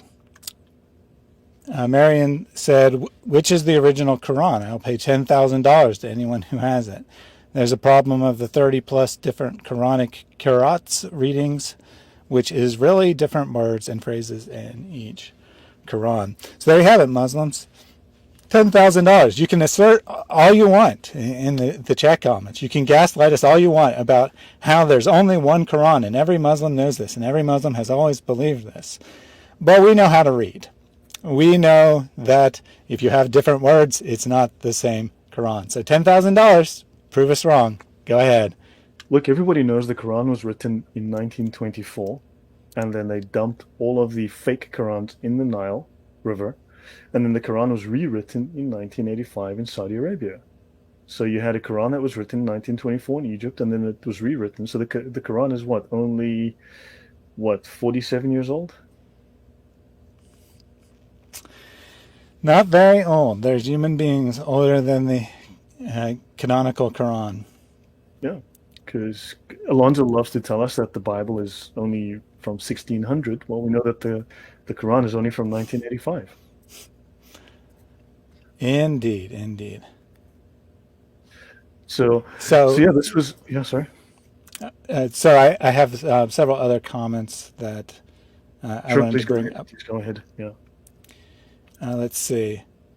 From earlier, Mr. Khan, I think you wanted to address this comment where he said you're not quoting hadith. He's quoting non-Quran. I've mentioned earlier, Muslims are only allowed in Sharia law. Lay Muslims like this guy are at the absolute bottom level of knowledge, the lowest level of knowledge, called the Ibara, Ibara. Okay, India, Bravo, Alpha, Romeo, Alpha. Right, the Ibara level. This is the absolute lowest level. And because they can read the Quran, because they're allowed access to the Quran, this means that the Quran is at the absolute bottom lowest level of knowledge. However, there are also different ways, levels of understanding of the Quran, different levels of knowledge. Like the Imams above them read it and understand it differently to the way they do. So notice he is forcing us back into the hadith. For every hadith, there's an opposite hadith, a contradictory hadith. For every Quran verse, there's an opposite and contradictory Quran verse. So they can go in circles. But to sort out all of this confusion, all of this contradiction, that's why you have the ijma, the consensus of the scholars in the Sharia, right? And the Sharia is the final meaning, the final interpretation of this confusion. It's the final ruling, the final understanding. This is where the rubber meets the road. This is the hard substrate, the hard surface, the foundation of the understanding. And it's all very clear in the Sharia. There's no confusion because it states this is what it means. It says to hate. There's no confusion. Nowhere in the Sharia does it say to love. It says hate the non-Muslims. So now he's forcing you to go back to the hadith because he believes the hadith are authoritative. They are not. That hadith is abrogated. That hadith has been abrogated by a new hadith or is abrogated by the Quran or something. So he's forcing you away from the source of authority. The main source of authority in Islam is not the Quran. The Quran is irrelevant. For the purposes of the Sharia, the Quran is irrelevant. the consensus of the scholars in the Sharia is the main source of Islam. Is not sola scriptura. Understand this. It is absolutely, positively not sola scriptura. Okay? The Sharia is the sole major source of authority in Islam. I'll leave it at that, that is. Yeah, and I just wanted to point out that this is an excellent example because what he said was true. You weren't quoting a hadith, but he's trying to imply that you were lying, saying it was a hadith, when you never made any such claim. He's saying something that is technically true, but he's trying to undermine you by making you look stupid, making you say that you said it was a hadith or whatnot. And of course, if you were quoting a hadith, he'd say, this guy's not quoting the Quran. Give us the Quran, or whatever the case may be. So the point here is to understand the tactic, understand what he's doing. Wow. Captain Yemi's latest answer is it's incoherent. It's incoherent. By coincidence, he was up next here. So just to remind you, this is one of the very first things he said when he came in. Why in the world should we love the enemies of Allah? And then Safra said we should love the enemies of Allah. Who was wrong? Who was lying? Please explain. And I asked Captain to say that Safras is wrong, that he's misrepresenting Islam, that he is not a true Muslim. And he said, nah, I'm not going to say that. So there you go, exactly as I predicted. Even though he said the exact opposite thing as Safras, which means that if he's correct, Safras is misrepresenting Islam, he doesn't care. He cannot tell another Muslim, no matter what they say, that they are wrong. So thank you for illustrating and that don't forget point the Islamic doctrine of lying. Lying is obligatory. It's an obligatory duty within Islam to lie, right, within Islamic law. And confusion, as one of the rules, confusion aids the purposes of Islam. So confusion helps Islam, right? Understand that. Absolutely. And then he said to Andrew, well, matey, you know me for a long time. You know very well that I never pretend. I tell the facts on your face without fear, so deal with it. All right. Indeed, Captain Yemeni has come in here and he's been honest. He's told us that Islam teaches that you should hate the so-called enemies of Islam, that you should hate non-Muslims, especially Jews and Christians. So I do want to acknowledge and thank him for being honest. However, if you're actually going to be intellectually honest, if you're actually going to be honest with yourself, then you need to also call out Muslims who are teaching false things. You not just say that we're somehow wrong and we're somehow horrible people because we are teaching what Islam actually teaches. Or, as you claimed here, we know that you guys are very genius to distorting and twisting everything. What did we say that was a distortion today? What did we say that was twisted? General statements, wide general statements, not focusing on the specifics. That's one of the tactics of sophists. Exactly. He doesn't want to nail it down. People come and they leave this type of comment on my videos all the time. This guy tells many lies. This guy doesn't know anything, etc., etc. Every time I reply with more or less, give me one specific thing in the video that is incorrect. I have never once gotten an answer. Because, well, one, because they probably didn't watch the video in the first place, and two, they don't want to be nailed down. They want to give this general statement, give this impression, but they don't want to go into any specific because they know if they get to a specific, then they're trapped. And then they'll be shown that we did tell the truth and we didn't deceive people, and that it was them who was trying to deceive. Last comment from Captain Yemeni here. I tell you what, fellas, every time you guys trying to mock and insult our religion, you make our imam stronger and to the highest degree. So thank you so much for that. Well, I don't know when we mocked or insulted. All we did is read your own sources to you. We read trusted Islamic scholars to you, and we asked you questions. We asked you to acknowledge that we were saying the correct thing, which you did, by the way, or to dispute us. So how exactly are we mocking your religion? If we're mocking it, then it's your own sources that mock Islam. And I'll also reiterate that I put the link to this live stream. You can come up here and you can talk with us live. You can show us how we're mocking and insulting your religion. You can tell us how we're twisting and deceiving. Come up, give us specific examples. Let's discuss them. Maybe we're wrong. Maybe Islam is the truth. Maybe you have some evidence for that. But until you do, you're just illustrating the point of this live stream, that you give these empty, vapid, pointless comments in order to distract, in order to prevent there from being real dialogue that can actually discover the falsity of your religion. Actually, on that point, I should mention that evidence in Islam is called ba'ina, okay?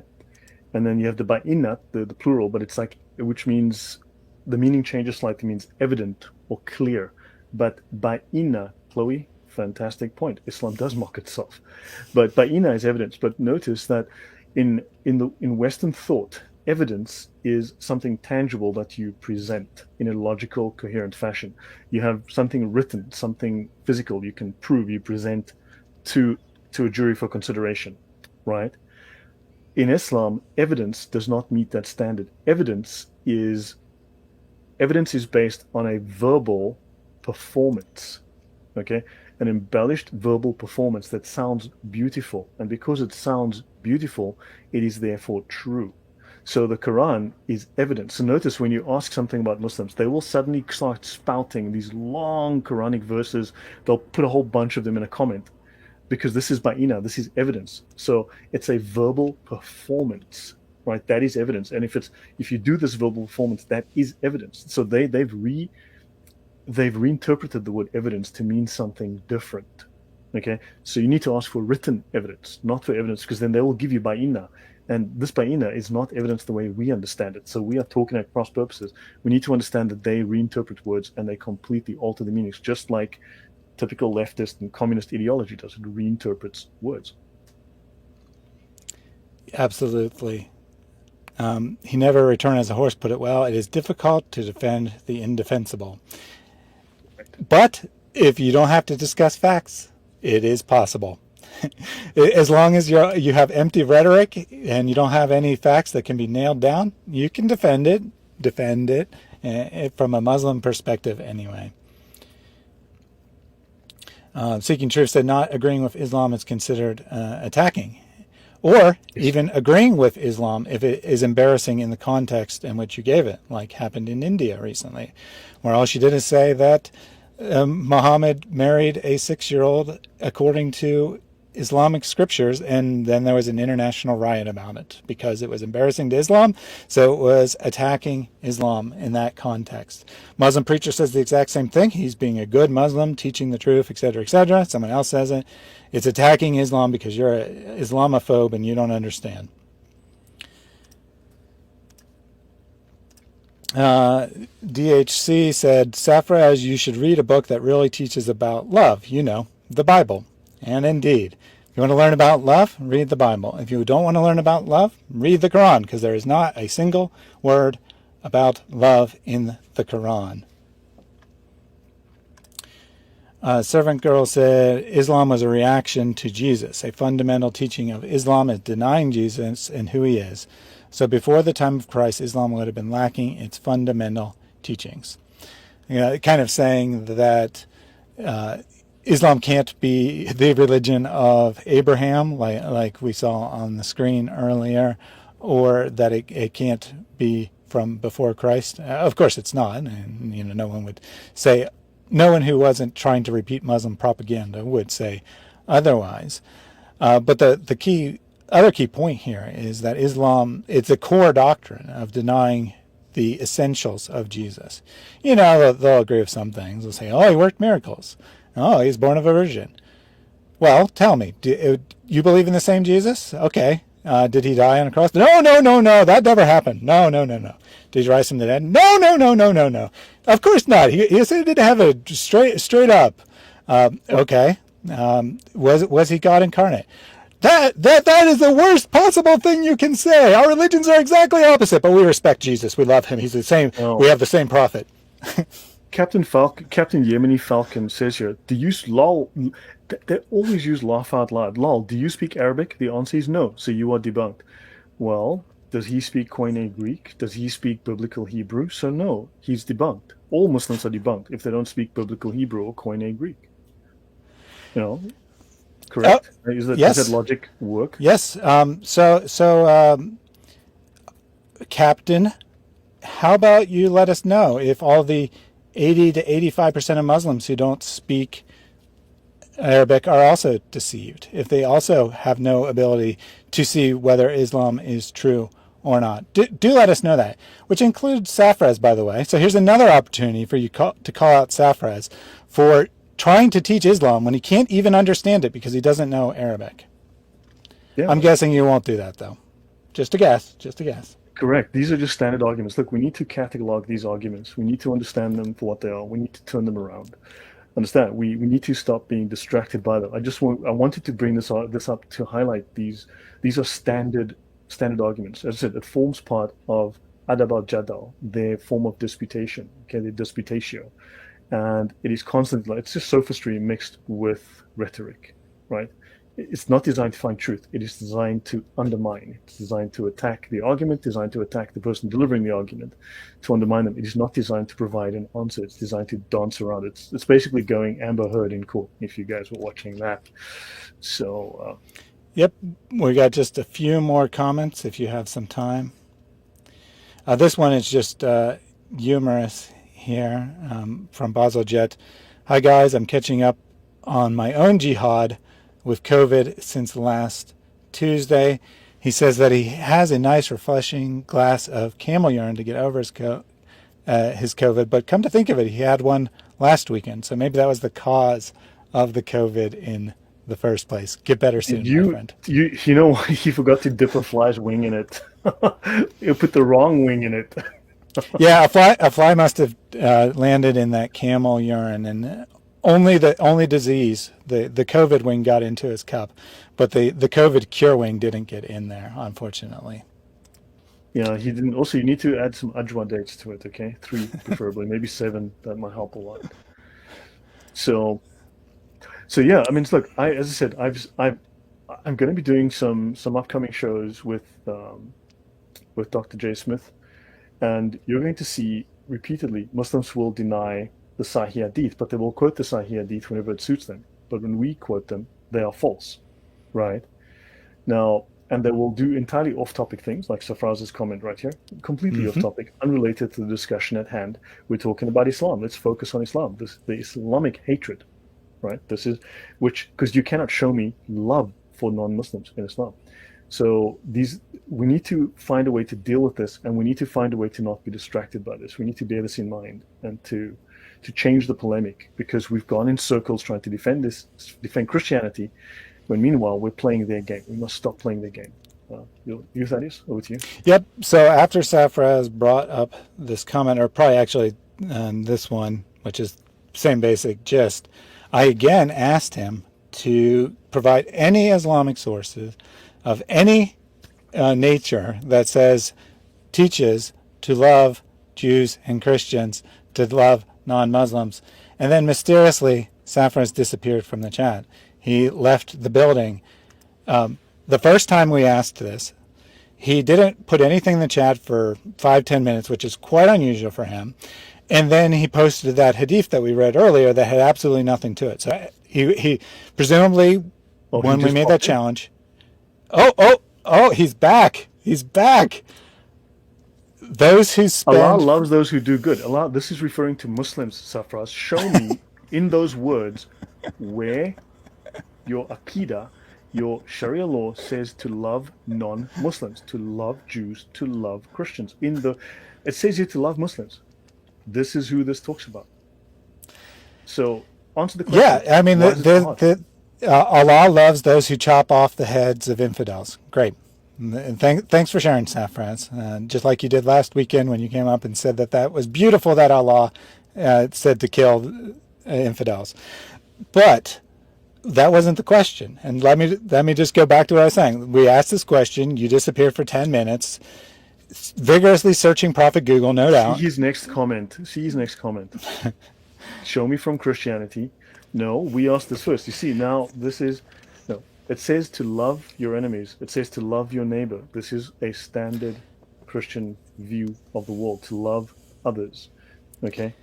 Whereas show me, because we have shown explicitly that your creed, your Sharia laws explicitly say to hate us, to hate Jews, to hate Christians, to hate all non-Muslims.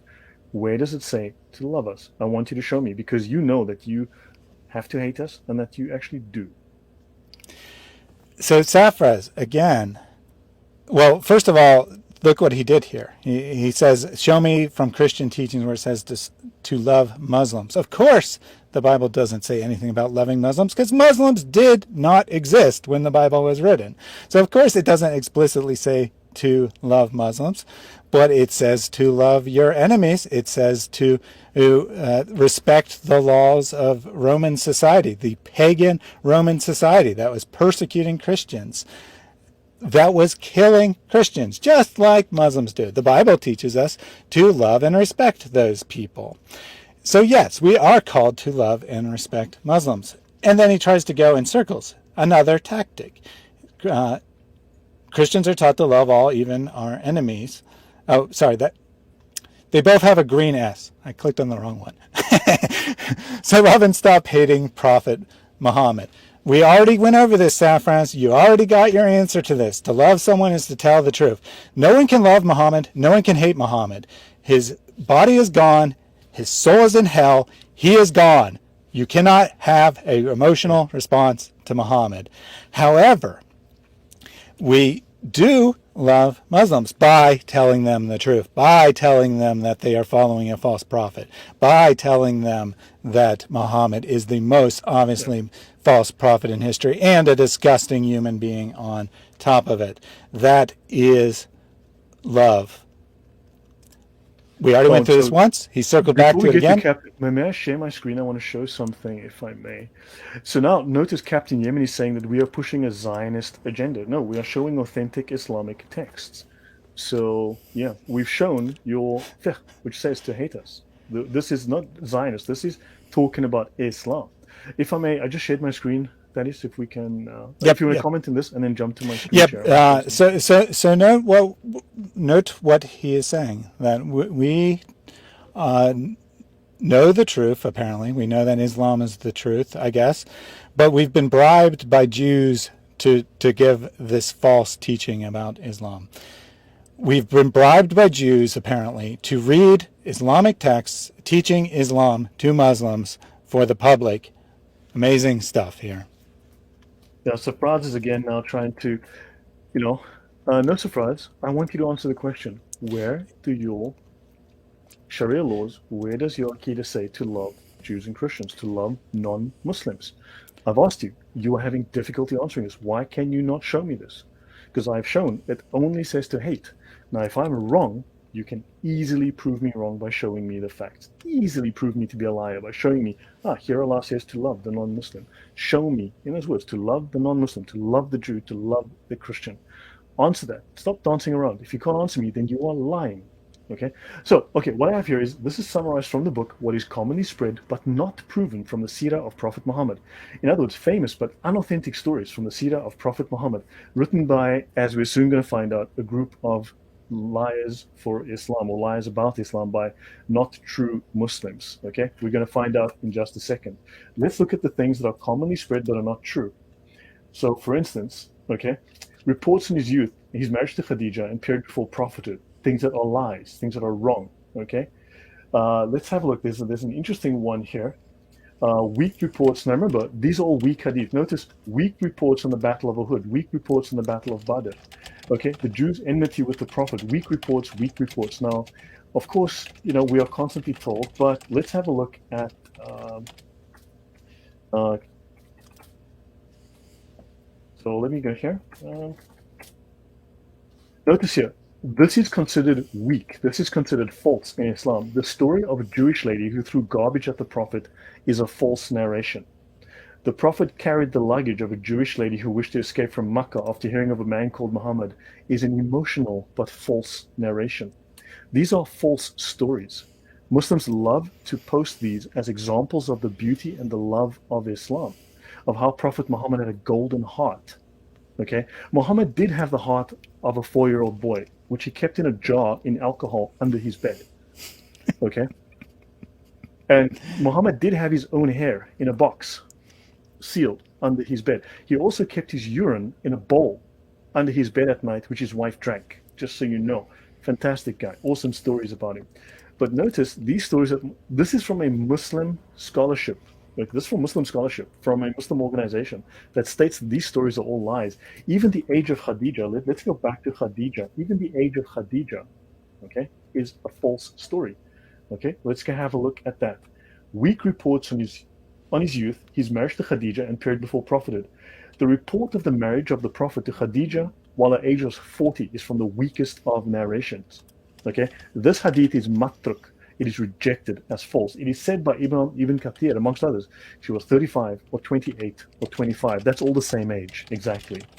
So, yes. So, notice though, as I stated, right? So, Muslims can't even get their own story straight, right? So, there's loads of these. The Prophet carried the luggage of a Jewish lady. Okay, this is a false narration. These are all weak hadith. Now, how come it's true when Muslims say it, but when we quote it, oh, that's all weak? I just thought I'd stop there again. I'll stop sharing. But yeah, I just wanted to share that. Yep. Once again, Islam, the religion where all the sources are false, all the scholars are liars. You can't trust anything, but it's 100% true. And if you don't follow it, you will be punished by Allah and condemned to torture in the grave and hell. Let's pull up just a couple more comments. Yep. Alonzo's version of love is like Allah turning Muhammad sinning into a free ticket to sin, grotesque. And indeed, this is the closest thing you have in love is a ticket to a brothel in paradise. That is how Allah loves his faithful male servants. His faithful female Mary just asked a servants, very good man, question. whatever. See Mary's last comment. That's actually a very, very astute statement. So Safraz was saying the Jews hate Jesus and we don't have a problem with that. And then she says, why would the Jews who hate Jesus? Good point.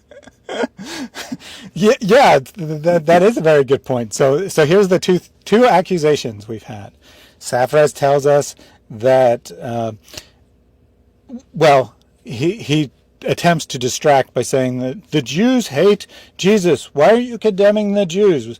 Why are you saying that's okay? Well, we never said that was okay. We weren't talking about whether Judaism was correct or not. And then we have his friend who disagrees with him on everything but won't actually contradict him on anything, Captain No Brain, saying that we've been paid off by the Jews. That's the only reason that we're here talking. We know Islam's true and we've just been paid off by evil Jews to spread lies. Greetings, Resurrecting Truth.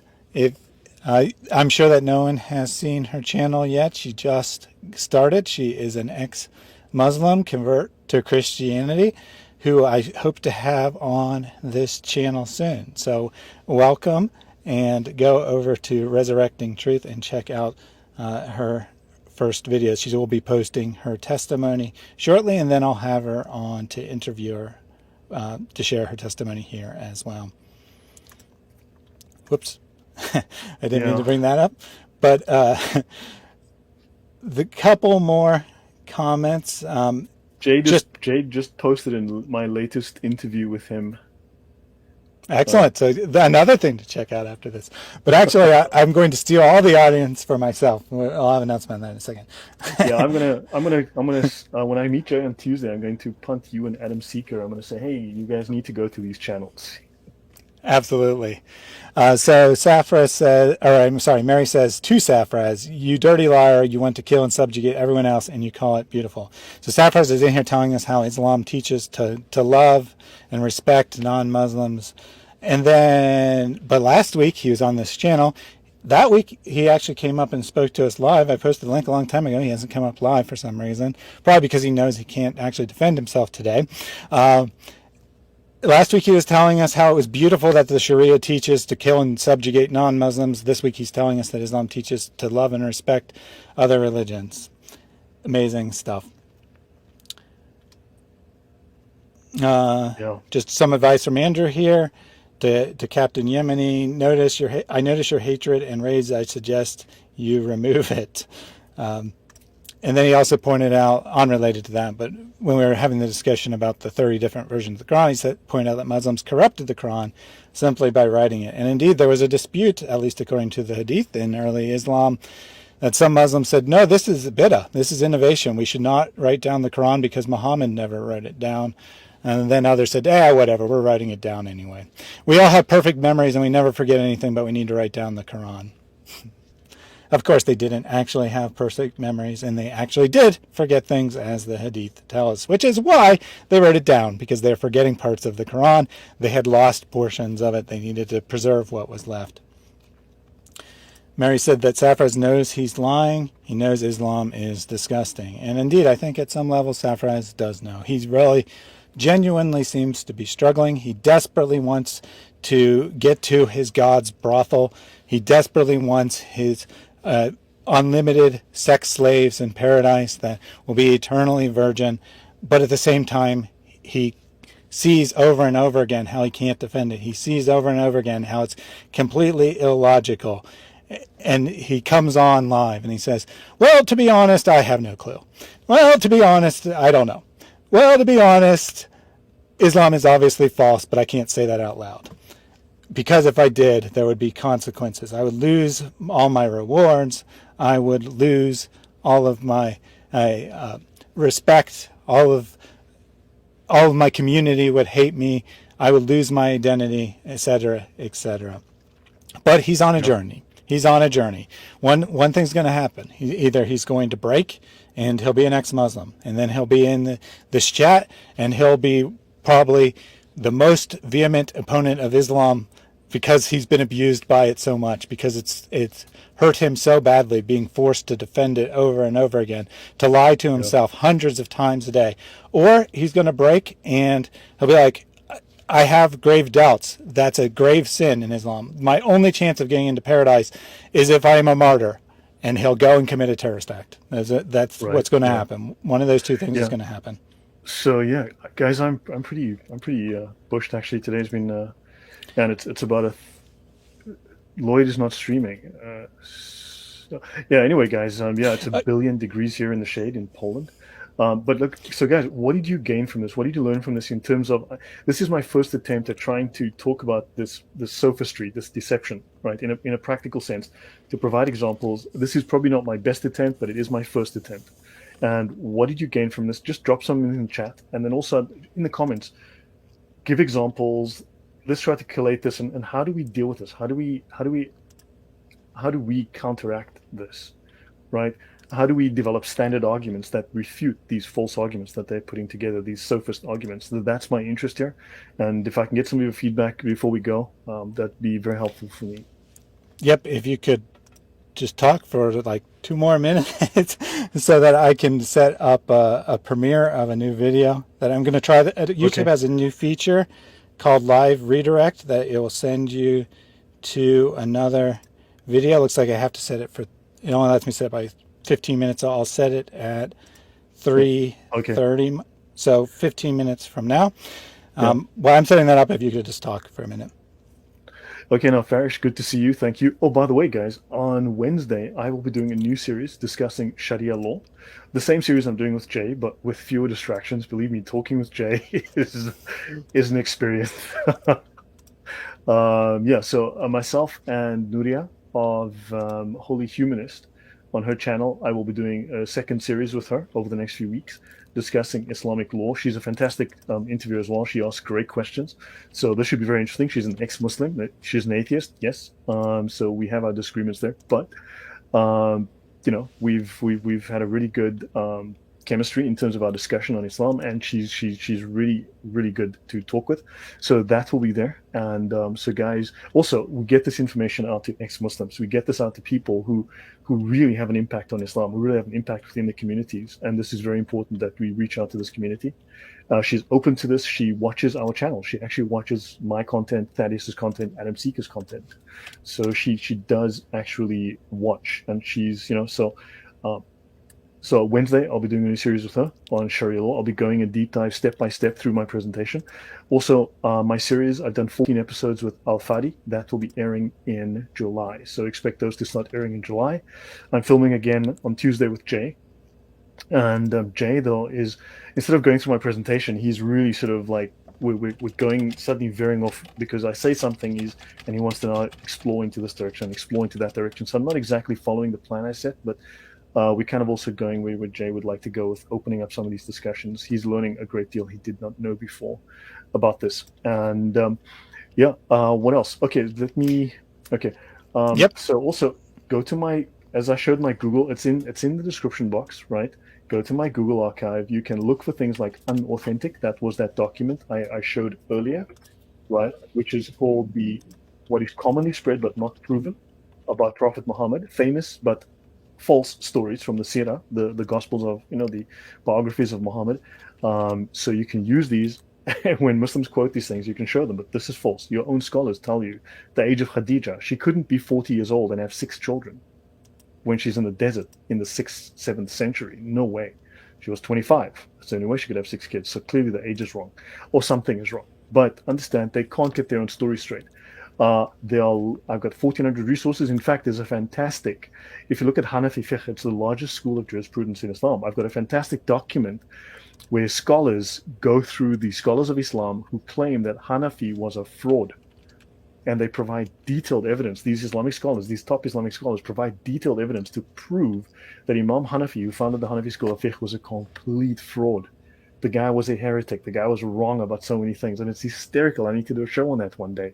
That might be interesting, because then you'll see these scholars are saying, "Hold on, but this is a lie. That's wrong. This is false." So they can't even get their own story straight. Even the story of the crucifixion, with Jesus' crucifixion, when you read the Islamic scholars, my gosh, there's at least 7 stories. 4,000 Jews surrounded the house where Jesus was. Okay, or the story of Saint Paul, who was King Saul. Paul was king of the Jews. Okay, Paul was living in the late 200s, right? In the late 3rd century. They can't get their facts straight. These guys are idiots, right? So yeah, there's a lot of information. We can use this. We can use this against Islam. I mean, they need to answer this foolishness. Absolutely. Thank you for doing that. I tried to set it up. It doesn't seem to allow me to add it. Maybe I had to do that before we started. But I did put the link to the video No at a problem. premiere in 10 minutes. So head over there after we wrap up. I just wanted to put a couple comments. You don't have to comment on these. These are just for you, Lloyd. Keskarabes earlier asked for you to explain the difference between Shia and Sunni split when you have time. So that's a video suggestion for you from the historical standpoint, not from the BS story. We all know the BS story, but I'd like you to look into that. So that's an idea for you there. Yeah, I see there's something that's deviant. I mean, I haven't found anything offhand that's deviant. It seems that the Sunnis wanted anyone to carry on the line of authority, but in fact, that they wanted, as scholars, to take over Islam.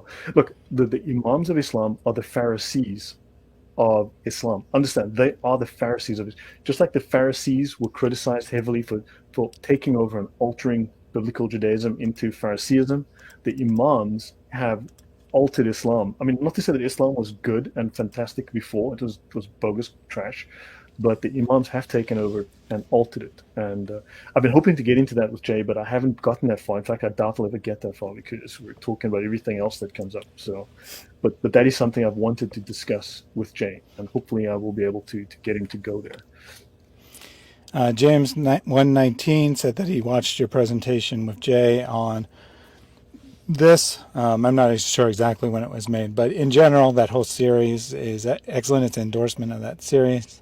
As Lloyd said, it's been a bit of a struggle because Jay likes to jump around a bit. You know, his mind, he thinks of something which is relevant, but he wants to immediately jump over there, and he has a very strong personality, which Lloyd does as well. You know, we love that about both of them, but the two of them together, there's a little bit of friction going on. But both parties have said that the series seems to be very beneficial, and they're getting a lot out of it, and the audience feedback has been extremely positive. So definitely check out Lloyd's series over there on Jay Yeah, Smith's so apparently channel. we're going to be doing a lot of episodes. Al-Fadi says he wants to do a lot of episodes because there's so much to discuss. I hope to do some live streams with Al-Fadi as well. Al-Fadi has been great the last few recordings. And of course with Thaddeus. I hope to get Thaddeus on those channels as well. We need to get some of Thaddeus's content. In fact, I would love to get you, Adam, and myself onto one of these shows to do a talk because I mean, man, your perspective and Adam's perspective are Adam is wow, that guy knows stuff. My gosh, he's impressive. Adam is incredibly impressive.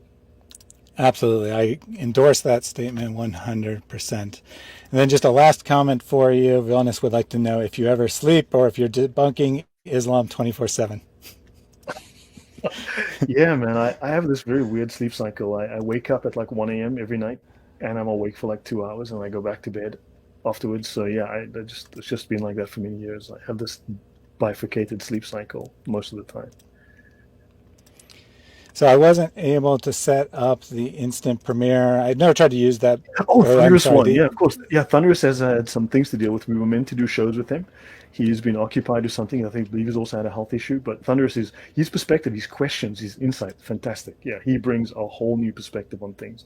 Yeah, sometimes we all yeah, just get busy as we're people. We have lives. yeah, absolutely. Actually, this part of the reason why this show is a little disjointed is we were originally going to have a show of Thunderous today, and he had some issues with friends that he needed to help resolve, so that we understandably postponed that. But we decided to go ahead and take advantage of the time slot since Lloyd and I had blocked it off and present some material looking at how Islam tries to deceive us. But we'll have Thunderous on probably next weekend. We'll be looking for, are we comparing how Dawah is done compared to how evangelism is done? How the two attempts to convert people to the religion or to outreach to people, however you want to put that, have very different tactics and very different aims on what they want to Yeah. achieve. So Fraz is back again, off topic. Enjoy your temporary enjoyment. Jesus is coming to kill the pig and break the cross. Because Jesus was a Muslim, didn't you know? Uh, Indeed. did Safraz, Jesus kiss a stone? Did Jesus kiss a stone anywhere? Safraz, this is my closing comment for you. There's nothing in Islam about love. There is nothing about loving non-Muslims. You said that Muslims should love Christians and Jews, that they should respect other Where did you religions. get that? You are better than your religion. You're better than your prophet. Give it up. Either find a source that backs your beliefs or abandon the religion that contradicts your beliefs. Thank you all for joining, everyone. I wasn't able to set up the live redirect. Probably I had to set it up before the stream started or something. I'll figure that out for next time. But I pinned the comment for those who missed the start of this. I have a new channel that is called the David Wood Archives that is releasing his videos one at a time. I'm doing it that way to maximize the impact so that people will, if I just pushed them all at once, no one will watch any of them. YouTube would never pick them up. By releasing them one at a time, the idea is that people will actually watch it, YouTube algorithm will pick it up, and eventually it'll start pushing it to people who have never seen the videos before. So head over there, join me for the premiere in about 7 minutes, and have a great rest of your day. God bless. Thanks for watching. Thanks, guys. Take care.